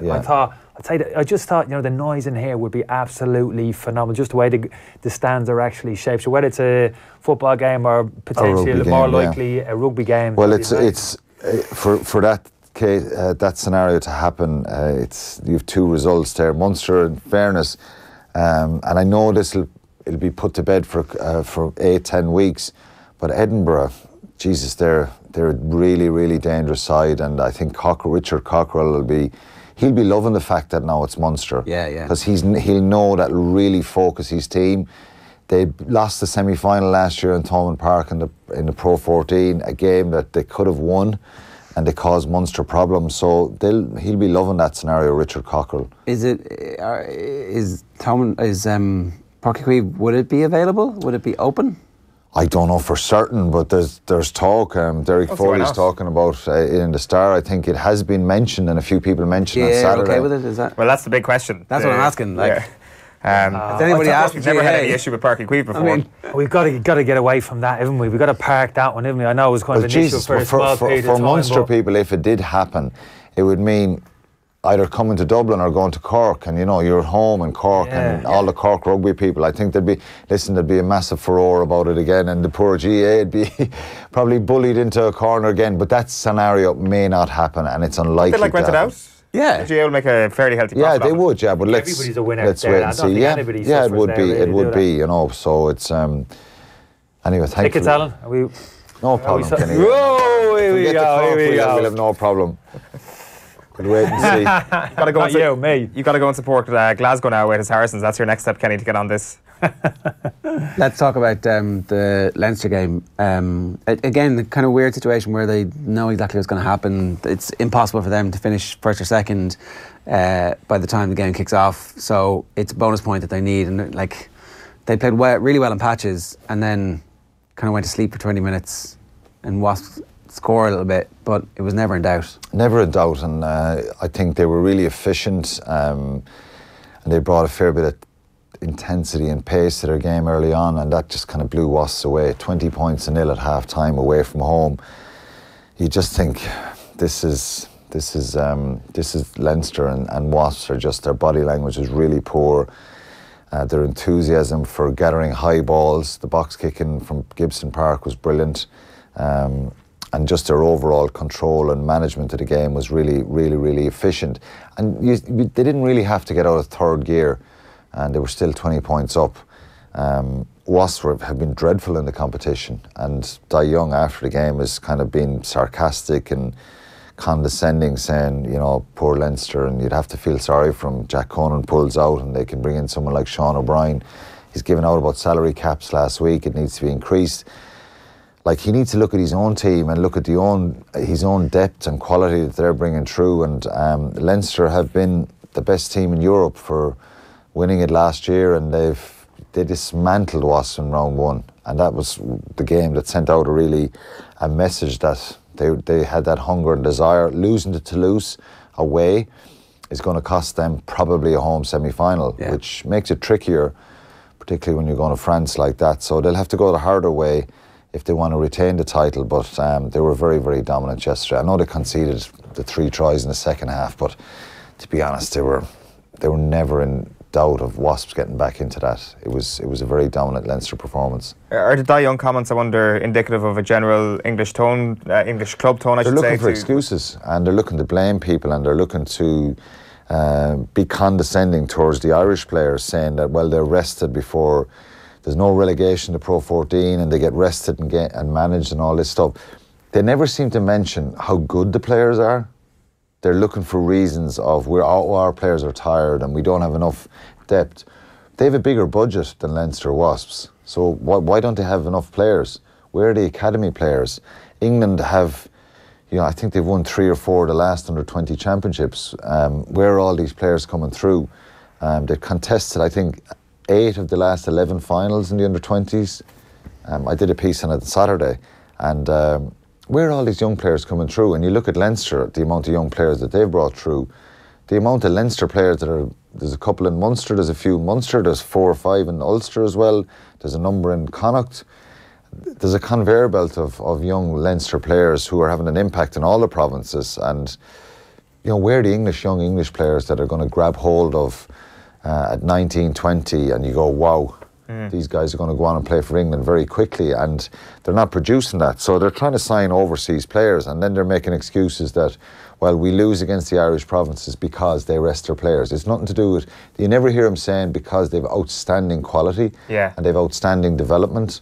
And they've completely turned the tables from 2015-16 season when Leinster won 1 game in 6. Munster didn't qualify, Ulster didn't qualify. The last 3 years there's been a massive focus from all the provinces, and the pathway here for young players to get a chance and get an opportunity has made a real difference with the provinces. So I'm kind of sick of listening to them saying, it's because we've a way smaller playing pool than England. They have the biggest playing pool in the world, and all they do is say, well, it's because Ireland rest players, it's because Ireland rest players. It's because Ireland have good players. I never hear them saying that. I never hear them saying the development, the pathways, and they beat, more often than not, they beat our under-20 side. So it's not as if we've been dominating in under-20s and winning championships for the last 10 years. We haven't. We have a lot of good young players. But you go back to that, I think it was the 2016 under-20 final. Got hockeyed. Well, we're beaten, well beaten by a very powerful English side. But Jacob Stockdale played that day. James Ryan and Andrew Porter, Max Deegan. But the three, James Ryan, Porter and Stockdale have up on 30, 35 international caps between them now. Stockdale has been touted as probably one of the best wingers in the world. Yeah. James Ryan is It's because he's rested, Alan. Yeah, because he's rested. He's got his mouth smashed. James Ryan is, in my opinion, right up there with the best second row in the world. And this is something you expect from English teams, that these 19, 20-year-olds are going to come through and they're superstars, and the guys up in Newcastle and down in London and it's just our systems. It's not luck either. It's not it's nothing to do with resting players.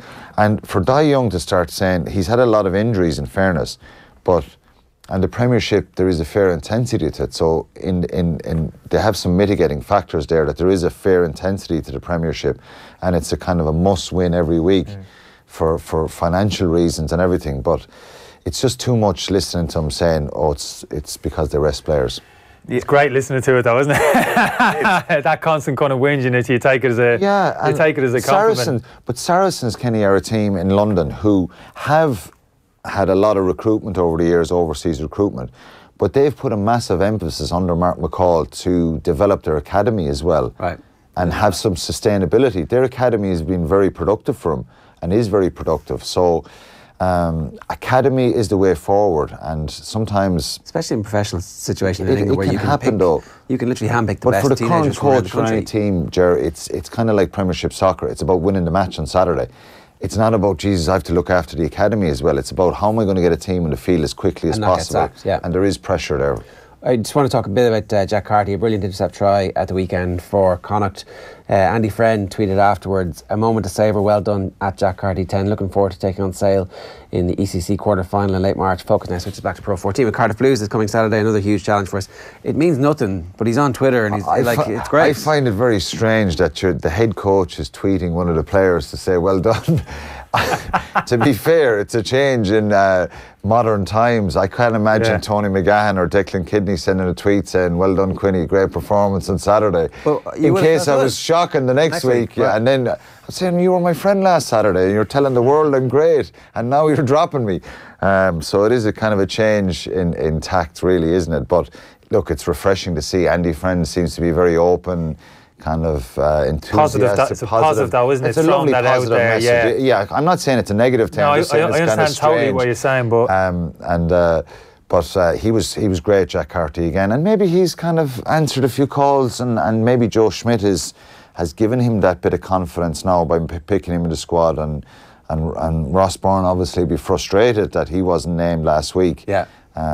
Maybe Jack Carty's just the better out half, but more prepared to step into the Six Nations now. I get the theory that in terms of mind games, it works perfectly from Joe Schmidt's perspective to leave Ross Byrne out, and maybe it'll give him an option later on in the year. Or maybe Jack Carty just... Ian Henderson talking about mind games. He said it after the game. Joe, like, they don't know. Some of them didn't even know whether they were going to Portugal on Saturday. Right. At that stage. So they're travelling Monday, and some of them didn't even know if they were going to travel. Even guys named in the squad, because some of them will be released back to playing for Pro 14 this weekend. And that Joe plays mind games, not just with the press, but with the players. So it is a scenario. Ross Byrne will be training with the squad throughout the Six Nations. And okay, so the squad going to the Algarve is the same squad that was named last week, though, right? Yeah, but they may not all go, because some of them will need matches. Well, does Sean O'Brien stay at home and play a game? It's his first game back. Does he need another game? Not according to Owen, about an hour and a half. It's not a factor. Yeah. Match fitness is not a factor, according to Owen. Just straight in the team. End of. Straight off. Well, for Robbie Henshaw, he's putting Robbie Henshaw straight in the team. Well, he looked very sharp yesterday. You know, he was. I think you bring O'Brien, don't you, to the Algarve and go like, you just need to be back in the squad and. No. Well, some players are different. Alan says that they're different beasts. I'd rather play. Would you? I'd rather How long has he been out? How long has he been out? 12 weeks. They've both been out 12 weeks. Yeah. Both been out for 12 weeks, and they played 55, 60 minutes yesterday. And to be fair to them, both of them were really good. Yeah. You need another game. I think you need another game. You need to. And now, is it a risk that, God, they might get a bang or a knock? But you got to take that chance. I think you need another game. You need to get that rustiness out of the system. Maybe 40, 50 minutes again. Maybe they sit on the bench and come on for the last 25, 30. Maybe they need to be out doing the warm-up and that whole game preparation stuff again, because it's a mental thing as well. I don't know. Maybe they'll go to the Algarve and there'll be some of the injured guys who are lacking a bit of match fitness will be taken aside and do some rugby fitness and kind of rugby conditioning, which sometimes is a little surge that some of them need just to be ready for the game.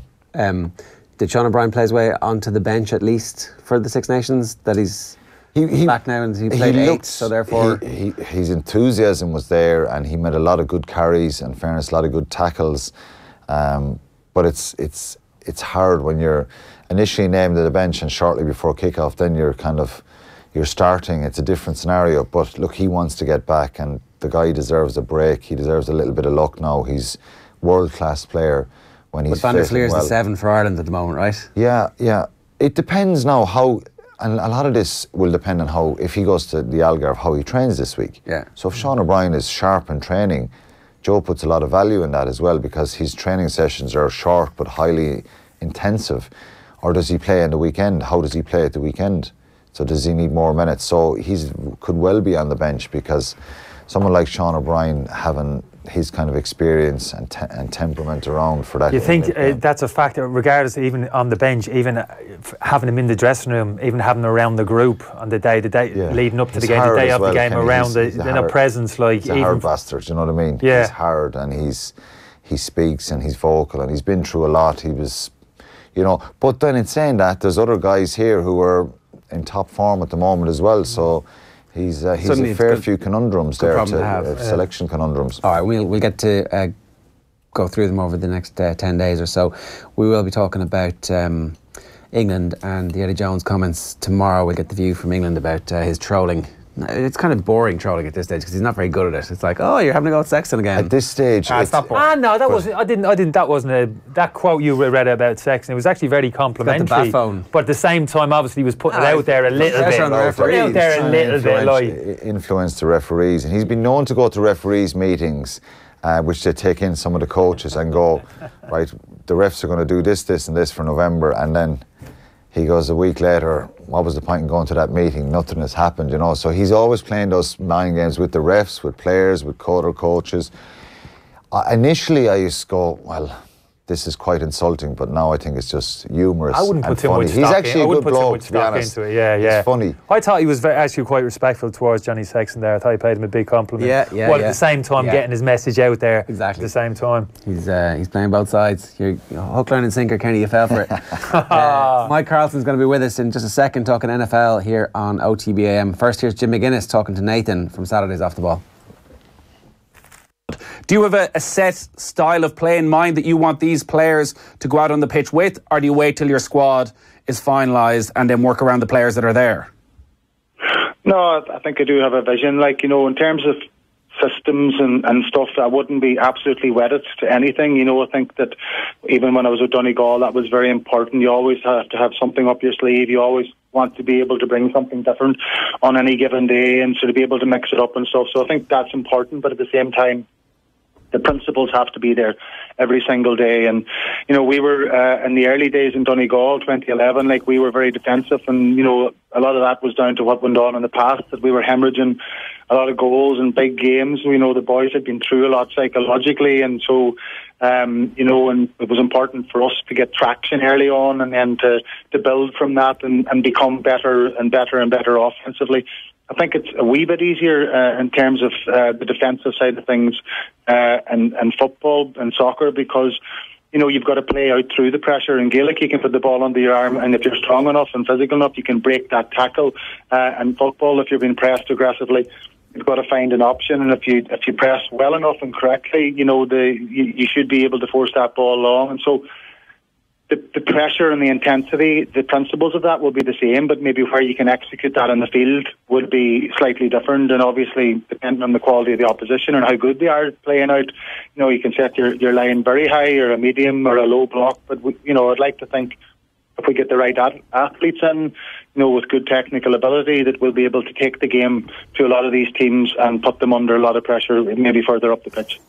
All right, let's move on. We're talking about the NFL, and it's the old dog for the hard road. The hottest QB in history is out of the tournament after an amazing piece of coaching and brilliance from Bill Belichick and Tom Brady. It's going to be the Rams against the Patriots after 2 overtime games. And Mike Carlson, it's actually Bill Belichick. Thank you, Ger. How are you doing? Nice intro. I'm doing fine. I'm feeling good. Somebody said last night during the game that doesn't Bill Belichick look like a guy who's just got the car repair bill from his mechanic? he didn't look happy for most of the game, but you're right. It was a brilliant performance. Not least because they played so well in the first half. Game plan, everything worked perfectly, except that they probably left points on the field that they should have scored. But the Chiefs adjusted really well in the second half, just as they did when the two teams played in Foxborough in week 6 of the season. And New England then adjusted back to win the game. And of course, they were lucky in the sense that they won the coin toss in overtime, and Kansas City never saw the ball, just like the overtime win in the Super Bowl against Atlanta. And for somewhat the same reason, Atlanta's defense was dead tired by the end of that game. The Chiefs' defense was completely beat. They played 94 plays in that game, exactly double what their offense played. And by keeping them on the field, you tire them out. And toward the end of that drive, it was just pretty obvious they were going to be able to run the ball in and score. The opening of the game was textbook, brilliant coaching. It was exactly what they wanted to do. It was just slowly eke your way down the field and make sure that you are keeping hold of the ball and running it. And that's exactly what the Patriots needed to do. They needed to play in front. It was, if they'd scripted the first half, they couldn't have scripted it any better. Yeah, you'd like to have back Tom Brady's interception in the end zone, and later in the game, you'd probably like to have back Bill's decision not to kick a field goal and to go for it on 4th and 1 and whatever. But it was a brilliant game plan in the sense that they did almost the same thing as they had done the week before in the playoffs, but slightly different in terms of how they executed it, and they were daring the Chiefs to stop the run, and the Chiefs adjusted at halftime. They normally play a 3-man front. When they came out in the second half, they were playing a lot of 4 and even 5-man fronts with a lot of their big guys up in those front 4. And then New England went to the passing game, Meanwhile, however, the Chiefs' offense discovered that New England's defensive backs were not really that good at covering some of the Chiefs' receivers man for man, especially if you didn't go to Travis Kelce and Tyreek Hill. But you saw that they took Kelce and Hill pretty much out of the game. I think they had 5 catches between them for the game, and they attacked the Chiefs' weakest point, which is run defense, and they did both ruthlessly. I mean, that they were willing to give up.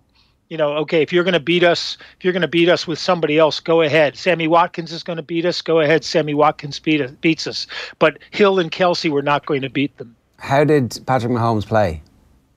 He played pretty well. I think you saw a first-year player, not quite understanding what was being done to him and having a bit of problem with the Patriots' rush. And that was the other thing. New England doesn't have the kind of pass rusher who wins a lot of battles individually. So they have to scheme their pass rush.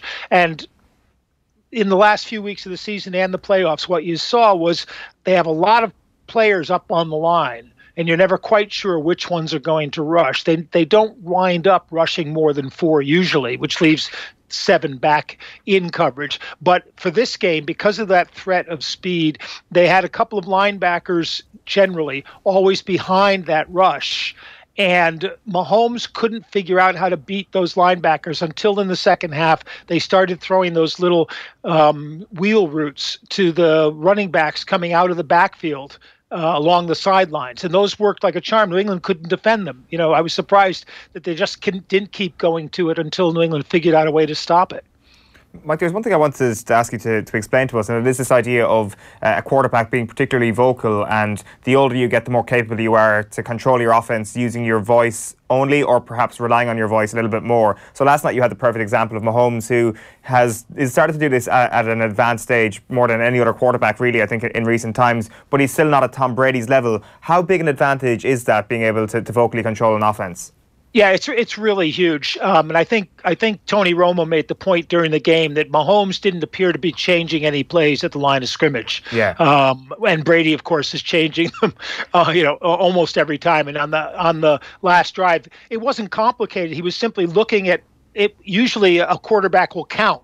And how many players do they have in the box? How many don't they? And if they have another play to switch to, he was looking at who the players in the box were, whether they were the big, slow guys or the speedier ones. And then you'd see him hit his helmet like that, which meant I'm changing the play. And they had 2 called in the huddle, one a run, one a pass, and they would go to the other one. And it worked, I'd say 3/4 of the time. It absolutely worked for what they wanted to do. And it doesn't depend, what you saw in the first game with the Rams, who kind of like the Chiefs have a younger, more inexperienced quarterback. With the noise, they couldn't change plays. There was one play where Jared Goff, the quarterback, actually ran to the guy split out to tell him what the play was, and then ran back. And by the time he got back, they had to call a timeout because the play clock was about to expire. Is this Brady and Belichick's greatest achievement? Because this was considered to be the weakest group that they've had, or certainly up there with the very weakest group that they've ever had. Yeah, I'd agree with that for sure. I mean, probably the first Super Bowl was the greatest achievement, where nobody gave them much of a chance either to get to the game, and they had to have the tuck rule in the snow game with Oakland, or to win the game against the Rams. So this is a matchup of that game, a rematch of that game in a sense. But this team was not that good. When you look at the players, and it took them 3/4 of the season to get those guys into, to figure out what they could do with these guys, and how they lost Josh Gordon, which made a huge difference to that team, because, they didn't have, you saw in the game last night, they didn't have an outside receiver they could go to. They didn't have a downfield receiver they could go to. Josh Gordon gave them both of those options. And, Kansas City, to their credit, they realized J.C. Jackson, who's an undrafted rookie cornerback, was a weak link in the Patriots defense. They went at him. He had 3 pass interference penalties called, and pass interference is kind of a random shot these days when you look at that game and which ones were called and which ones weren't. But none of them were bogus calls.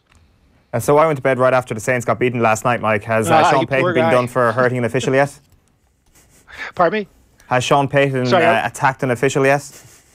No, but you could understand if he did. You know, the officiating is inconsistency is the big thing, and I think in both games that was true. It was really frustrating to watch at times, but in that game, if your listeners didn't see it, what you had was a crucial play toward the end of the game. Receiver down at about the 5-yard line, the ball's thrown, and the defensive back simply launches himself, what we would call spearing, helmet to helmet on the receiver, knocks him over before the ball gets there, while the ball's in the air, but before he gets there. So it was clearly pass interference. It was clearly a personal foul for the helmet to helmet call, but there was no flag whatsoever, and Sean Payton just went completely ballistic at that point, and it had an effect on the game. Although I don't think it had as much of an effect as Drew Brees missing on the first down of that series, where you thought they were going to run the ball. He threw a slant pass to Michael Thomas, which if he had completed it would have been about an 8-yard gain. They could have then run the ball at will for a first down and killed the clock. But he missed it. He just missed the throw. If the penalty had been called, they would have won the game, because they then could have just knee and kicked a field goal. They could have won the game if he'd completed the Thomas pass as well. But it was one of a number of really puzzling calls through the day, and the NFL, of course, made it kind of worse by the referee saying he couldn't say anything about it because he hadn't seen the play, and which boggles the mind. He's not the guy who threw the flag, but even so, how he could miss it was just beyond measure. But there were just a number of bad calls, and the weird thing in that game was that Bill Vinovich, the referee, had refereed the Rams 8 times previously, and the Rams had lost all 8 games. And the Rams had, I've got the list here, they had more penalties for more yardage than the Saints did. So you kind of thought that this was going to be Bill Vinovich going for a perfect 9, but it didn't work out that way. Yeah, so obviously there was loads of different ways that the Saints should and could have won that game. How much credit do the Rams get for sticking around and making that comeback that they made? Well, that's the big thing, isn't it? And for all the talk that neither team had a really great defense, it was pretty much a bruising defensive game decided by kicks, kind of like Munster against Exeter on Saturday. And the kick that decided it was Zerline's 57-yard field goal in overtime. And you just have to admire the guts of the coach who tries a 57-yard field goal. Now, yes, it's in a dome and conditions are great, but if the other team, if the kick misses, they get the ball back at the spot of the kick, and it's only going to take them 10 or 15 yards to get into their own field goal range and win the game. So he had a lot of faith in his kicker, and the key play of the game was Johnny Hecker's 12-yard pass on a fake punt. Which kind of changed the momentum of the game. They only got 3 points off it because they only got 3 points off of almost everything in this game. Sorry, Mike. What's the situation there? That was a punter who's got a pretty good arm. Is it as simple as that? It's just a huge anomaly. Yeah, Hecker. Well, it was funny. They were saying he has a better arm than some of the quarterbacks in the league, which might be true of one or two, but it's not because he has a great arm. But he was a quarterback in high school. Right. He's thrown a lot of fake punts in the past, and he's been pretty good at it. What made the play was the way he actually faked the kick. He went into his kicking motion, and the fact that they didn't have a receiver. It was Sam Shields, who's a defensive back, but he's a guy who was a receiver in college. He was the target of it, so it was great. And Hecker was over here last summer. I think he's been over more than once to Britain, and he just loves to do it. He's funny to listen to talking about it. But while they're practicing their kicking, and now most teams, the kicker and the punter and the holder all go off together while the football team practices on the other side of the field. But he likes to just stand there throwing passes, limbering his arm up. And when Jeff Fisher was coaching the Rams, he probably was the best quarterback on the Rams. We haven't talked about Todd Gurley and his absence from the game. He looked quite upset and a little bit shook afterwards, and yet did actually run in the touchdown when they needed at the end of the first half. So I don't really know what's going on there. I mean, I don't know if we ever get to find out exactly what's going on there.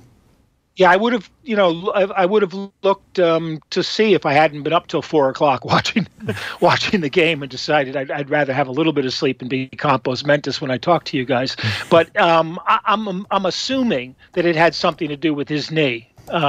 He's suffered from strained MCL for most of the season. He looked fine on the touchdown run. He looked explosive and all, but maybe he tweaked it a bit. Maybe they didn't want him in there.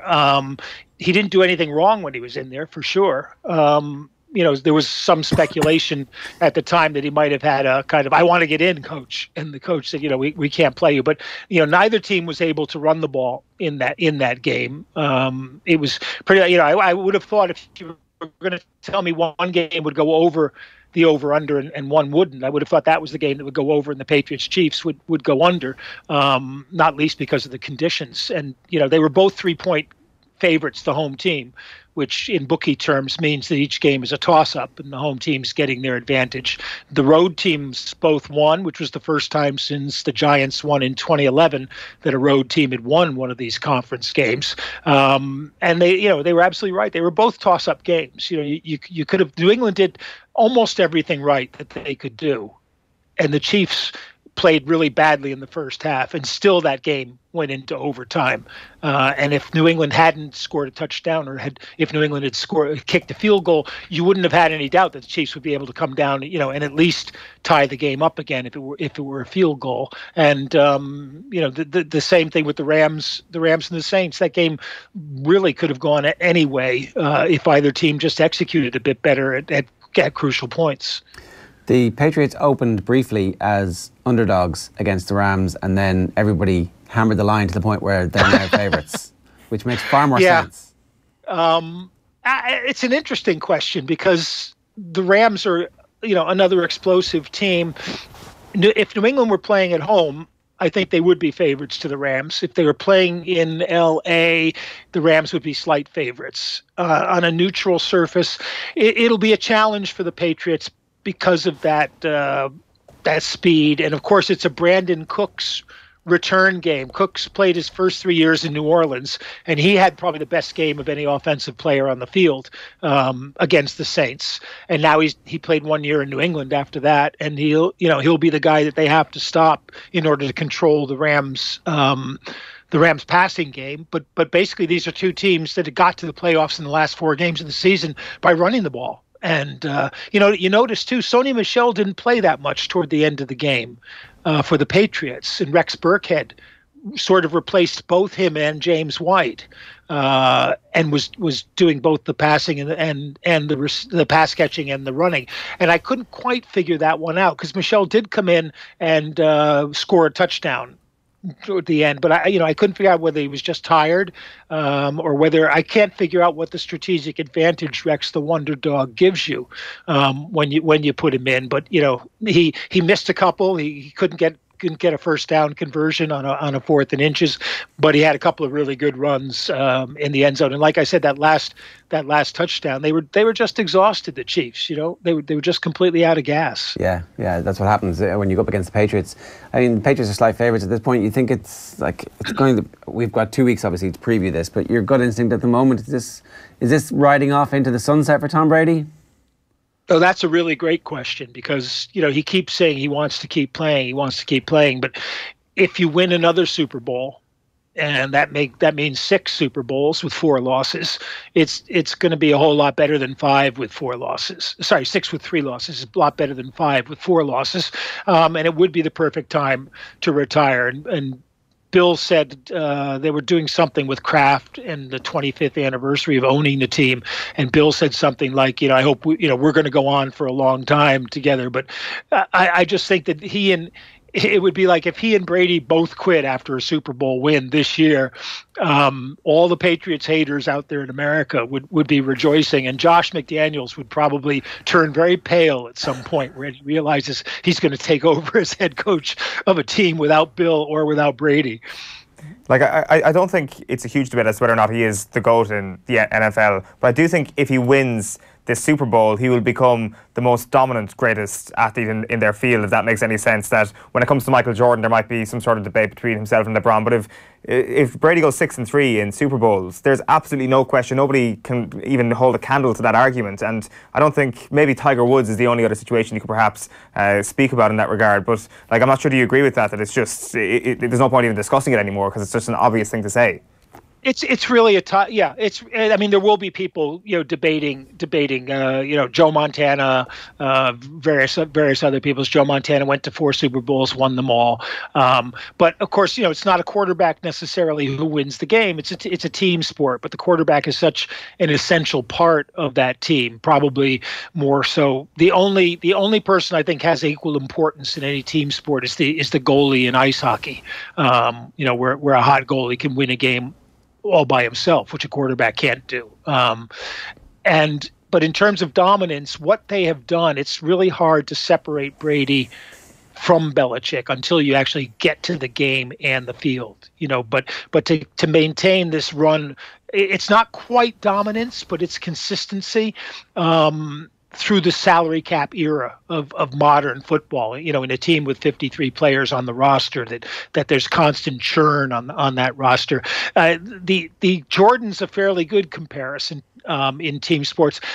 Bill Russell was the center on the Boston Celtics team that won 11 titles in 13 seasons back in the 60s. But of course, there were only like 8 teams in the NBA for most of that time. So your path was a lot easier. And of course, you could keep your team together for pretty much as long as you wanted to keep them together because the guys were being paid relative peanuts, and didn't want to lose the bonus check they got for winning the championship every year because they basically needed it to support their salaries. Brady can do a whole lot of other things in his life. Not least sit on the beach in Brazil with his wife and count their money for the rest of their lives and see if they can get toward the end of it. But they're both fiercely competitive guys. And, who knows, they might just want to come back just because they can. Our resident Saints fan in the office was supposed to come in and do a piece with us after last night, but she can't speak because she's so angry. I was comparing the blown call to Diego Maradona's hand of God or Thierry Henry's handball. Like, it's at that level. It's as egregious a missed call as I can remember in professional sports. Yeah, and it's brilliant because most pass interference calls, which are it's indefinable. They don't know there's no consistency. They don't know what is or isn't pass interference. It's like a foul in basketball. But this one was just sitting out there all alone. So blatantly obvious, so blatantly painful, that it's like if you were drawing a referee's instruction sheet, it said, now here's what pass interference is like. And, you could see the ball in the air. So there was no question of it not being, a pass interference as opposed to, say, holding or illegal contact. You could see the helmets in real time hitting. In slow motion, it looked absolutely vicious, and you just I wish we had shots of the guys of the side judge who was only about 5 yards away from the play, just to see what his face looked like as he watched this, kind of like, another play. Let's get this one over with. I've got reservations downtown New Orleans. I don't want this to go to overtime. Mike, we'll let you get some sleep. Thanks a million for staying up for us. Oh, no, I've done my sleeping now. That's it. It's all good. Well, enjoy the rest of the day. Thanks a million. Yeah, cheers, guys. Mike Carlson there, up after staying up all night. That was really enjoyable. Really good analysis, that. Enjoyed it. He breaks it down well. It's something always crazy happens in Championship night, doesn't it? It just... But that can look. Do you know, I haven't seen the foul that you're talking about. All I could... you'd be able to tell me you watched it. I was gone at that stage.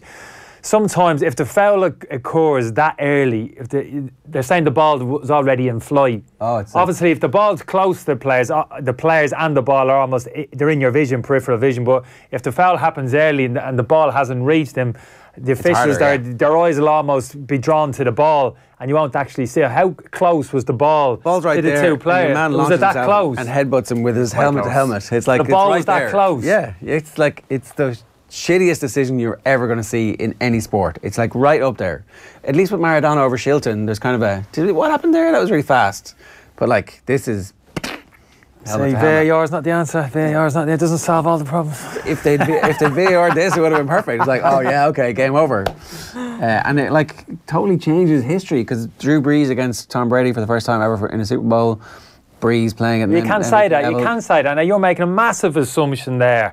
Massive assumption that if that foul had been given, that would have necessarily manifested It would itself have, in it. yeah. You think, in your opinion? No. It's like all late in the game. It's a jump. As Mike said there, it's not an absolute given, is it? Oh no, so you give the penalty and then they get the ball on the 1 yard line, basically, or the 3 yard line.